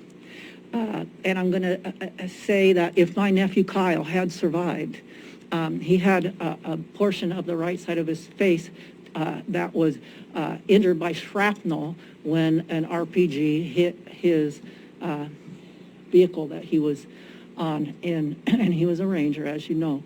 So, but long before that, I understood the value of the importance of dealing with brain injuries, PTSD, because I've been working with veterans for 40 years.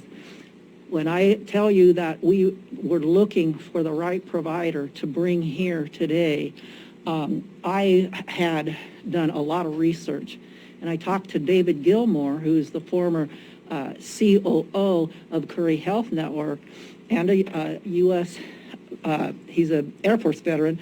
I said, will you help me project manage this? He said, well, you might not need me as a project manager, but let me put you in touch with somebody. So he took us from crayons to perfume in about 20 minutes, and we were in touch with these gentlemen, Glenn Hermes and Darren Hubbard. And of all of the providers that I looked at in our area and beyond, this is the only one that had a heart for veterans like this group.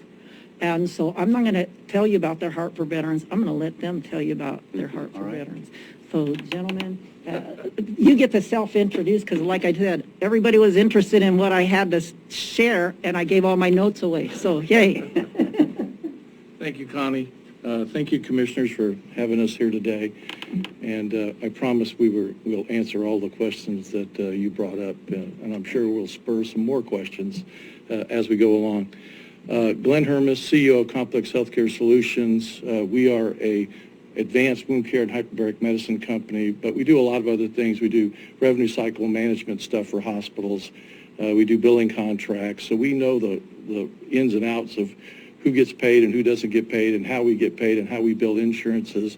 For example, Noridian is your MAC, is what we call it here on the West Coast, and we have stuff in Guam that we do in American Samoa, and they both are also Noridian, and so we're very familiar with billing for services with Noridian. I was I started my career in the Air Force, aerospace physiology, 1978. Had the privilege as a slick sleeve airman of going right across the hall from tech school into the only at the time wound care and hyperbaric medicine center in the country. And so I had the privilege of working with a lot of the pioneers that established the protocols we use today for wound care and hyperbaric medicine. Later became the course supervisor for the Air Force's hyperbaric program, and got out of the Air Force when Clinton was doing his early retirement, and took advantage of that and went into the hospital setting and worked my way up in the hospital setting. And then 18 years ago started my own management company. So we've been doing this a long time. We know what we're doing. As a veteran, I'm this is dear to me and doing something. But like you, I got to make money too. I mean, it can't be free.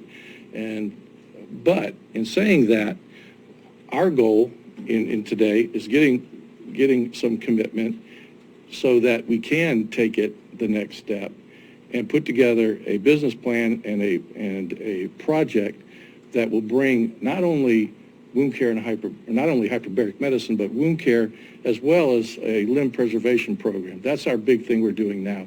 We're combining the endovascular piece into this puzzle, because with wounds you gotta have blood flow. I mean, otherwise it won't matter what you do to the wound. And so we have now opened up, they call them OBLs, outpatient-based vascular labs, along with wound care and hyperbarics as part of it. And so that's our big, that's hopefully what we can do here in Curry County. And I think it's supportive here. I think there's a need for it here. Obviously we do our demographics and try to figure out, how many patients need this kind of service, and we look at that. But before I get going here, Darren, you want to speak real quick about who you are? Or, it'll take about Commissioners, 2 hours. Oh, yeah, no, I'll be good. Commissioners, thank you guys for having us here. Darren Hubbard, Chief Operating Officer of Complex Healthcare Solutions. Been in healthcare for almost 26 years now. Started doing autopsies and histopathology at a county hospital in Fort Worth, Texas. Moved up through hospital administration, started in wound care in 2001. And I just have a passion for not only the wound care piece, we literally change people's lives. We give them their lives back.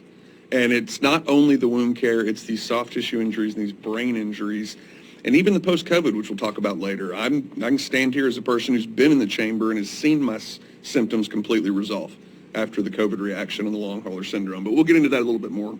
And is there a way we could do the PowerPoint as well? You need the mighty special tool here. Okay.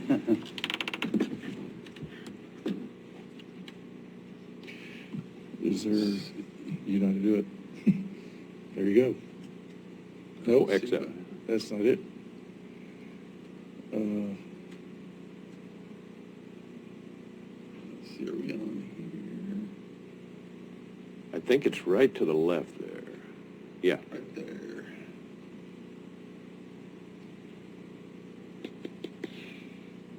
Better click that. Oh, there. Oh. Is it behind it? There we go. There you go. You're left-handed, so I'm going to put it over here. I'm right-handed. Maybe. Is it coming up? I laugh because I had two sisters left-handed. Did we do This is something? always fun. I don't know. Yeah, good thing I hit the key. Looks like it's, Eric! what did it do? It's kind of just flashing. It's like it's going in and out.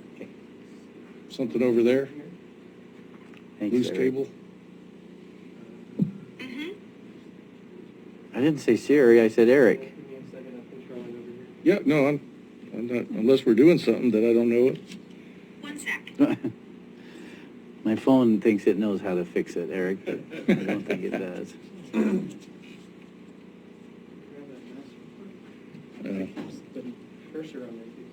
Oh, maybe it's moving around. Is there something on the keypad there? Nope. Oh. Nope. Yeah,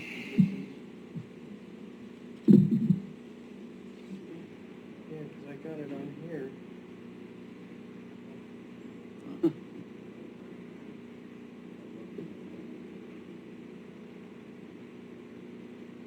Glenn and Darren, may I, Mr. Chair? Sure. Yeah, just while they're working on that, I had one, if we were able to approve this today, at some point you could give us a little more detail on what the next phases or steps would be. I'm sure you're already thinking of that, but I think that would be good to hear and logical to. Yeah, while he's working on it, let me just start by saying, hyperbaric, hyper is high, baric is pressure, and so we use high pressure to treat patients. That's the two words together. Hyperbaric is high and baric is pressure. The pressure we use is oxygen, 100% oxygen. And so we pressurize a chamber, which you would see on the PowerPoint. Yeah. We pressurize the chamber. I think you got we got you got one in front of you, so that's the hyperbaric chamber. We pressurize that with 100% oxygen. We are at 1 ATA, and we pressurize the chamber down to anywhere between 1.5 and 3 ATA.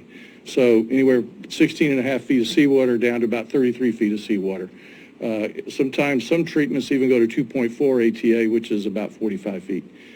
We're breathing 21% oxygen, and in the chamber we're pressurizing with 100% oxygen. So we literally are increasing the partial pressure of oxygen in the body. Your blood can only carry so much oxygen. Oh, right, you are good. And so... Just hit the space bar. Thanks, Eric. Now, we can just hit the space bar here, can't we? Yeah, you can just hit the space bar or the arrow over button.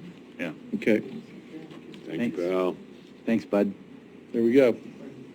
And so your blood can only carry so much oxygen, and with hyperbarics, we literally are pushing oxygen into the plasma as well, which is getting down to wounds, which is what's helping heal wounds.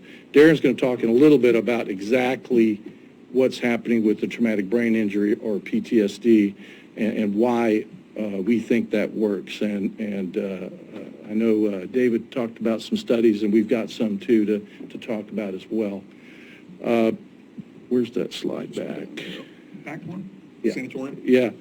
So hyperbaric medicine has been around for a long, long time. You think it's some brand new thing that happened, but it's been around since the 1800s. And this is a chamber. It's called the Cunningham chamber right here. And you can see he made it like a hotel.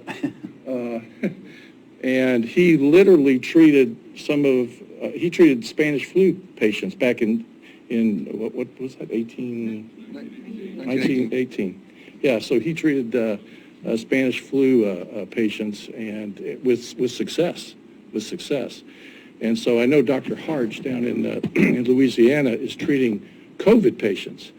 And what he'll tell you is that hyperbarics is not the treatment for COVID. It's the body itself, and it's the drugs that the patient's getting. But what hyperbarics does, it allows the lungs to not fill up and for the body to be able to catch up, and for the medicine to work to save that patient's life. So it's pretty interesting what's going on even with COVID. I already talked about that. But basically, we're 21% oxygen, but we increase the partial pressure oxygen, push oxygen out into the plasma, and that's what helps heal wounds. So how does hyperbaric medicine get billed? Oh, that's why you're the COO. The question that was asked is, will hyperbaric medicine, is it paid for? Yes, it's paid for the things on the left, the things that the Centers for Medicare and Medicaid Services approve. And those are all the ones that are on the left. Every one of those CMS pays for, as well as commercial insurance pays for. Some commercial insurances will pay for things like, I guess it's the next slide? Yeah, it's the next slide. Yeah. Sorry. You're good. Like PTSD or traumatic brain injury. We even have had some, we did a pilot study once at one of the hospitals where we were treating cerebral palsy patients. And we had amazing success with these kids. It was just absolutely amazing. You had kids who couldn't even pick up things, now being able to pick up grapes and eat them. Not big things to us, but to these parents, they were huge. Yeah. Or take blocks and be able to play and build and set them on top of each other. The average person's going, oh, okay, yes. But to these parents, it was huge. One of the girls literally stopped having seizures. She was like 12, 13 years old, and the neurologist was like, I don't know what happened, I don't know why this happened, but she literally stopped having seizures after hyperbaric treatments, after the protocol. And then we found out some things that we didn't know in Texas. To get the kind of funding you need, state funding, doctors will label everything cerebral palsy, and even if it's a crack baby. So we found out that some of the kids that were in the study, in our pilot study, did not really have cerebral palsy, which was an interesting thing to find out. Those are things you learn in a pilot program. But all these things people are treating with hyperbaric medicine right now, most of them are cash pay. But again, sometimes you can get insurance companies to pay for it. And that's where having somebody that has the knowledge and the experience on how to bill and how to ask for it, because you have to get your physicians involved too. Sometimes it's peer-to-peer with whoever's over that insurance company, that medical director, and that's where our doctors come in and making sure to help get things paid. One other thing on the bottom one there on COVID-19 and post-COVID-19 for the long hauler syndrome, as well as post-COVID vaccine symptoms. The tinnitus ringing in the ears, the chest tightness, the shortness of breath, the chronic fatigue.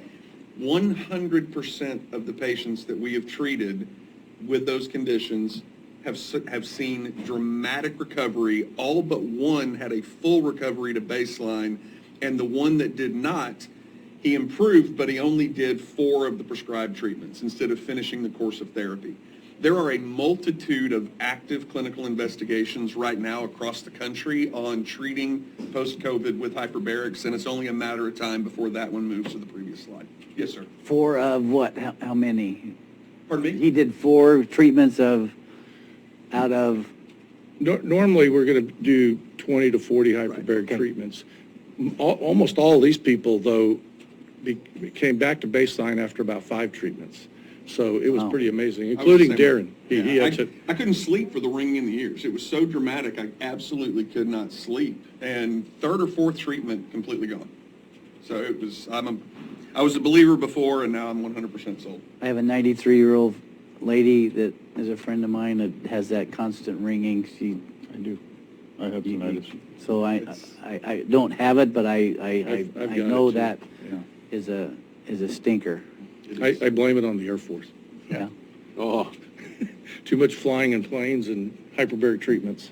Go ahead, Darren. Sure. So in talking about some of the case studies that we've pulled, this one to me, these are some of the most groundbreaking studies we're going to show. So this is 120 patients with traumatic brain injury, 68 sessions of hyperbarics at 1.5 ATA for an hour. The impact testing is the immediate post-concussive assessment and cognitive testing. Every single one of the impact testing markers showed significant improvements after the 68 sessions. No further headaches, which is incredibly debilitating. And the last one is important. The patients were getting lost, physically getting lost, not knowing where they were going, and all of those symptoms reversed. This one is one of my favorites. This is one of Dr. Harch's studies. The second line in this is what blows me away. So these patients had symptomatic blast injuries, average of 2.6 years after the injury before they even started any treatments. 40 treatments at 1.5 ATA over 30 days, and SPECT scanning shows the cerebral blood flow, the flow of blood through the brain. They did pre-treatment, after 1 treatment, and after 40 treatments on these SPECT scans. Significant improvement in all their symptoms, 30% reduction in their PTSD. Their IQs go up by 15 points. Sign me up. I know every wife is pushing their husband into a chamber as we speak. 64% reduction in the narcotic symptoms. And when you look at the SPECT scanning, which I'll show you in just a second, you actually get to see this visually. In mild TBI for roadside IEDs, this is exactly what Mr. Cracky was speaking about earlier. Irritability, sleep disturbance, headaches, difficulties with cognition. The ANAM testing, which is an online testing for the quality and the speed at which memory is functioning. So the NM testing showed moderate deterioration in all of these patients. They were treated at 1.5 ATA, and the repeat NM testing showed a complete return to baseline. The BOC study, this is a randomized crossover controlled study, which means they started to have treatment while this was the control group, and then they cross over. So to me, it's the most valid type of conducting a study. 56 patients with post-concussive syndrome, 1 to 6 years after injury. The SPECT scans were done 1 to 3 weeks. But if you just look at the baseline versus the hyperbaric oxygen therapy in the red graphs, the improvement in cognitive function, the cognitive scores, every single one of these markers is dramatically improved with hyperbaric oxygen. This is showing the actual SPECT scans. So the white means maximum cerebral blood flow, and as you get into the yellows, the greens, the blacks, that's a definite decreased level of blood flow. You actually see before hyperbarics, the greens and yellows, almost back to 100% white. So you're physically increasing blood flow through the brain. The reason that cells die oftentimes is a process called apoptosis, which is programmed cell death. In apoptosis, it's largely because of hypoxia. It's because the cell just doesn't have enough oxygen. And those little mitochondria that make all the energy we need to run our bodies have got to have a sustained amount of oxygen. So the more oxygen we can drive through the brain, not only can we fix certain areas, we can actually repair areas in the brain through this. So the Bluff study actually goes into this, and this one, my mother just got diagnosed with strokes, and she didn't know she had them. What you're seeing in these scans is you're actually seeing the cerebral blood flow. So this patient has had a stroke. This side of the brain, you see almost no light up. That is a complete lack of oxygen running through that side of the brain. Post-hyperbarics, it lights up. So we're physically returning blood flow to dead areas of the brain. Same thing on each of these. You're seeing these mitochondria, they're working. It's anti-apoptotic, meaning it's slowing the programmed cell death, anti-inflammatory, reducing the inflammation in the brain. And then it also proliferates stem cells, which is a huge hot topic in medicine today. So this is how we're physically healing the brain post-injury, using hyperbaric oxygen therapy. So this one I put in here for COVID. So these are patients with ARDS, acute respiratory distress syndrome. This is a Russian study from blunt chest trauma folks that had ARDS. This is, a lot of folks would call this a cousin of COVID, ARDS. So what I'm showing, and this dovetails back into what Glenn said earlier, it's not that hyperbarics is curing this, it's allowing those patients to live long enough for the medicine to do its job. So in the patients that had, the 8 patients in this study that had hyperbarics, not a single one of them passed away. Not a single one of them died. In the control group that did not do hyperbarics, 14 of the 18 lost their life. So it is just an amazing technology, and a lot of these off-label things are approved in other countries. We've got to get to the point where the insurance companies agree to pay for this because it works. So here's a list of everything else Dr. Harch treats. Most of these are variations of brain diseases, but autoimmune disorders are on here. That's when your body attacks itself. A lot of times after a vaccine, a lot of times after a medication or a cold, your immune system gets confused and attacks itself. These are very big right now, a very hot topic, and tinnitus is on here as well, and I know I saw the hands up there amongst the commissioners of folks that struggle with that as well. So let's talk a little bit about the billing on the off-label. Typically, if the insurance companies are not going to pay for it, it's fee-for-service. We do a reduced time at depth and a reduced pressure, so it lowers the cost to the patient. We can do payment plans. We can pay these things out over longer periods of time. PTSD, though, if we can push, and we'll talk about this a little bit later, I believe Connie will, if we can push on the VA to make this one of the pilot locations, the VA will cover PTSD in veterans. It is approved by the VA in select locations under their pilot program. And we'll typically do a discount off the Medicare fee schedule, is what we typically do. So Glenn, you want to talk a little bit about samples? Yeah, we talked briefly about putting together an advanced wound care hyperbaric program. This is kind of just a sample floor plan of how that would look with hyperbaric chamber suite, with treatment rooms, a waiting room, offices, et cetera, just a standard. That's about maybe 25 to 2,800 square feet for just that. And then this is a limb preservation center kind of floor plan to show you, and there's a lot of variations of both of these actually, but this is about 5,000-ish square feet because we need more room for the OBL side, and they have to have their own type of treatment rooms because their patients present, they get a consult, and then they get the procedure, and then they got to come back for the follow-up afterwards.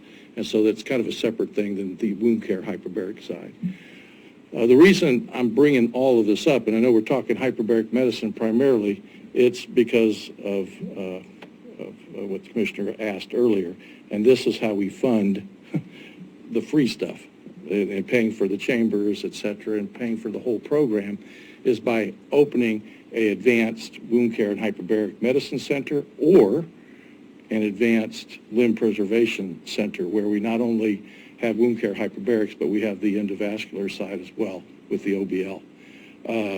I think the next slide talks a little bit. So some of the things that we do in the advanced wound care center, obviously we do a lot of debridement. We use biologics. We use different dressings, compression therapy, casting, negative pressure, wound therapy, and of course hyperbaric oxygen therapy.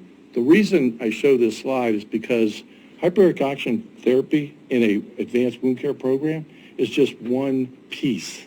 It's just one piece of healing that patient. It's one of the treatments.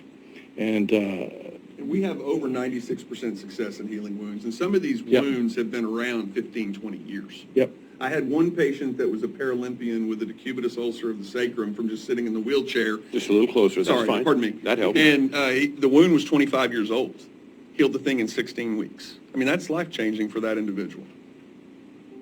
Yeah, we have numerous studies, or not studies, but numerous accounts of that from patients. And this, again, just shows you kind of what we do with the OBL side, the endovascular procedures that will treat in the center as well. The Performa, and again, this is just very high level. Obviously, the next step in this would be to present to you a complete Performa, one that's got everything in it that shows you where all the costs are going, salaries of people, you know, the monthly cost of everything, from electricity into place to water to rent, if we're paying rent, to everything. I mean, it's very detailed. But this kind of just shows that if we did average of 29 wound care patients and 4 hyperbaric patients a day, and we treat 5 days a week, Monday through Friday, and that's year one, we would do about 1.45 million gross revenue. The total expense is about $871,000 for net revenue of $579,000. That's for the year, right? That's what you did it for? Mm-hmm. Yeah. And so with the Limb Preservation Center, it changes pretty dramatically because on that vascular side, it pays very well. Insurance companies pay very well. CMS pays very well.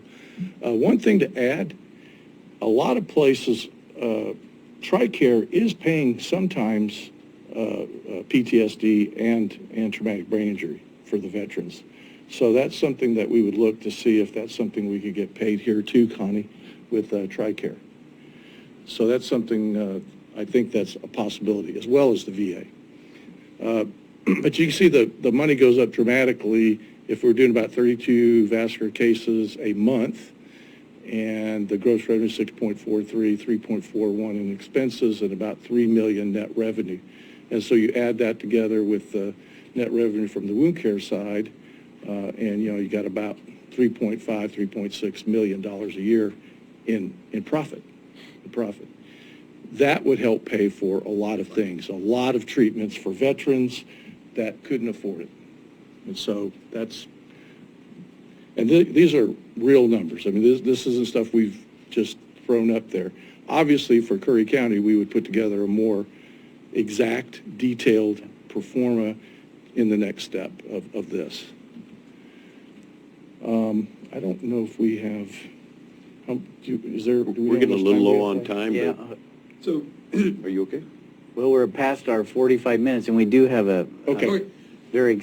We can forward this to you, but safety is one of our biggest priorities, and we do all of our online safety training for hyperbarics to make sure that everybody, and these are video-based, they're extremely well-produced, and we make sure that all of our centers have access to these. And that was going to be one of my questions is, as a scuba diver, I know that,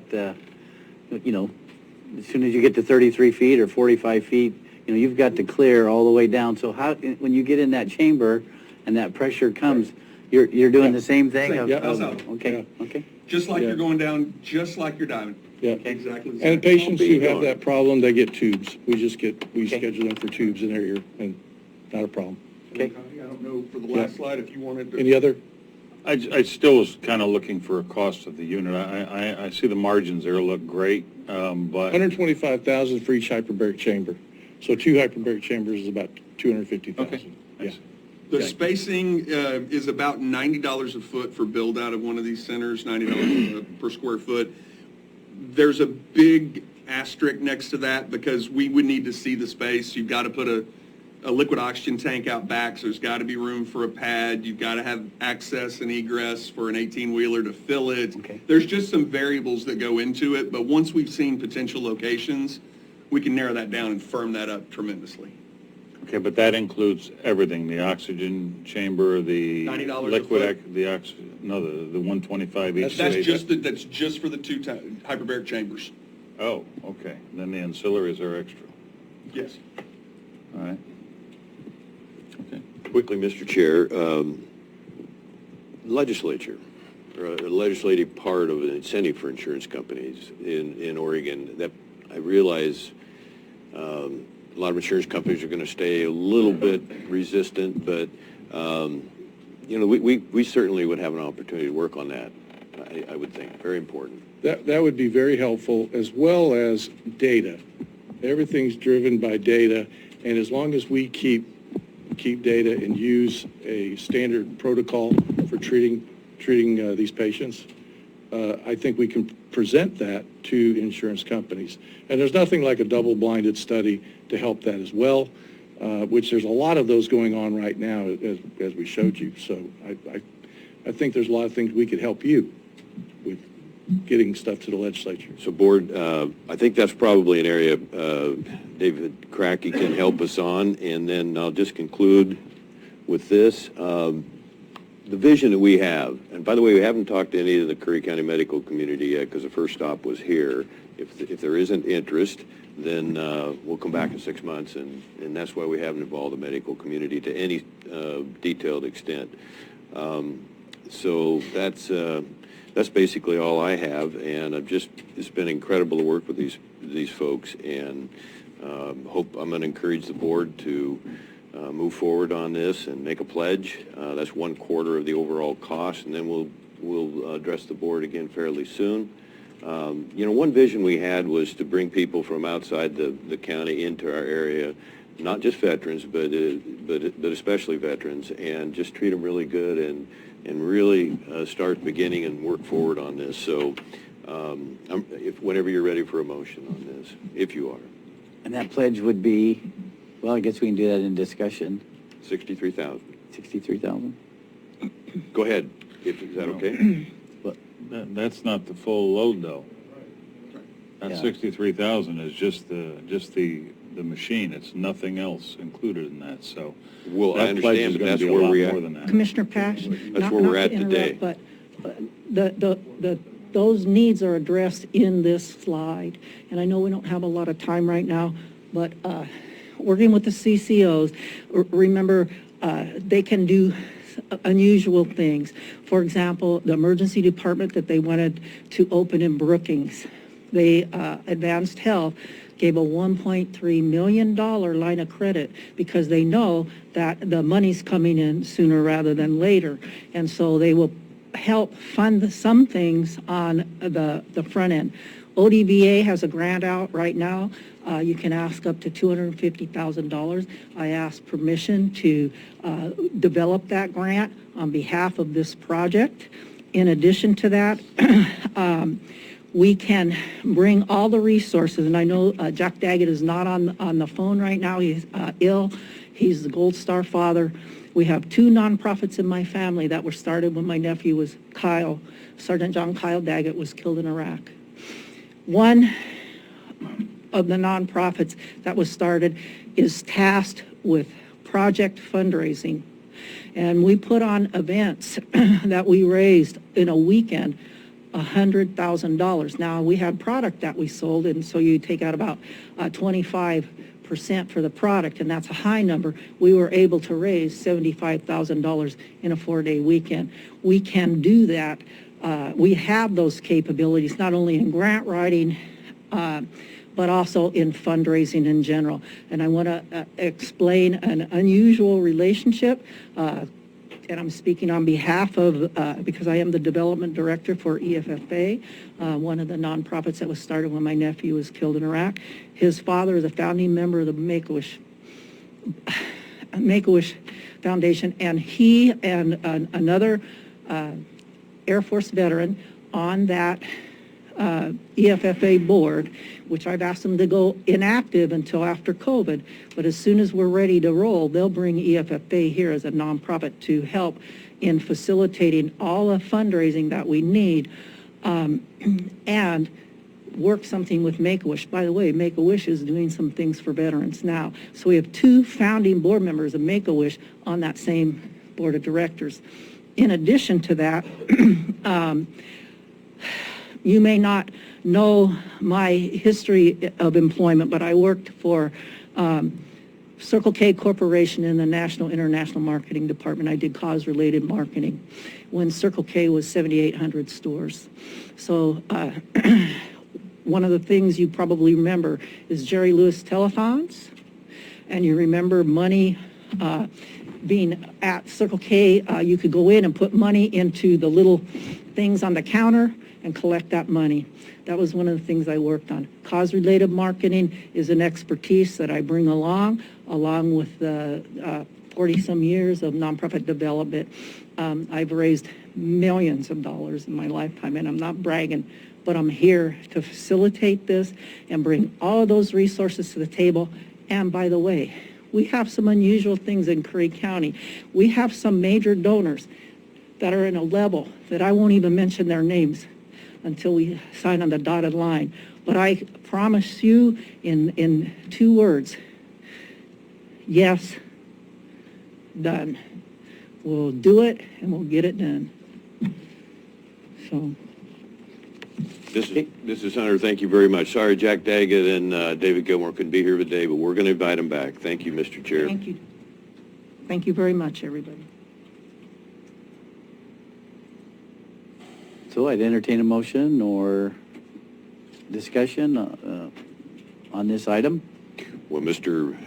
Commissioner Herzog, I am very, very happy to come before the board and ask through a motion for full board approval for the American Rescue Plan funding of $63,000 as a pledge, conditioned on raising the other funds needed and asking this group and this board to follow through with the next part of that project. So simplifying the motion, American Rescue Plan funding $63,000 for a hyperbaric oxygen treatment center. Thank you, Mr. Chair. So that's a motion. Do I hear a second? I will second that. Any question or discussion? Chris?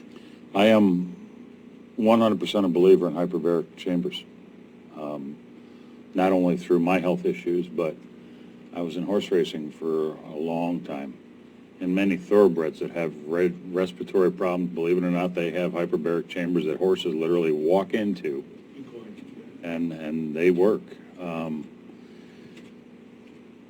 Would I say that I wouldn't agree to this somewhere down the road?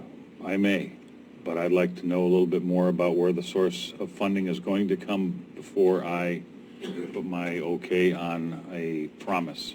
And I understand, Commissioner Boyce, your motion was clear that it's, if the funding is in place, but I'd like to, that this may actually help to push it along, to expedite it if we do it this way. Anyway, that's my comment is until sources of funding are more in place and there's a little bit clearer picture for me, I'm going to have a hard time, as well as the ARP money. We've got a council that we've put in place to give us recommendations on where and how to spend that money, which we're still waiting to hear from. And I think this would, I think it's a little bit premature to promise this without even having an answer from them on this as well. That's all I have, sir. Thank you. Okay.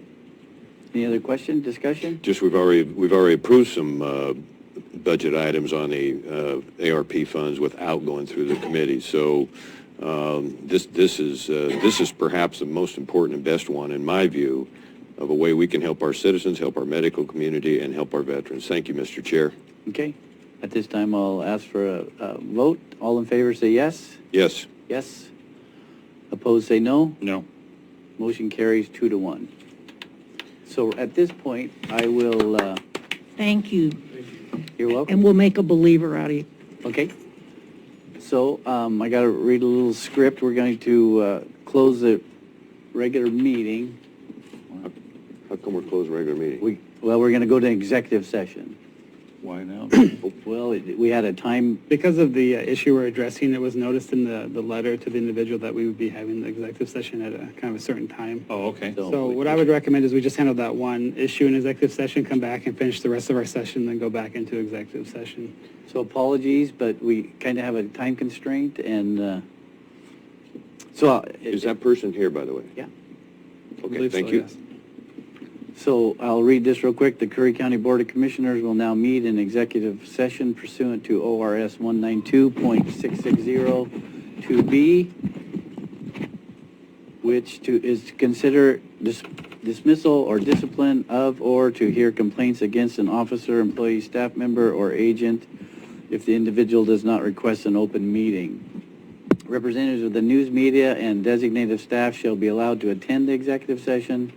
All other members of the audience are asked to leave the room. Representatives of the news media are specifically directed not to report on or otherwise disclose any of the deliberations or anything said about the subjects discussed during executive session, except to state the general subject of the session as previously announced. No decision may be made in executive session, but at the end of the executive session, we will return to open session and welcome the audience back into the room. Thank you.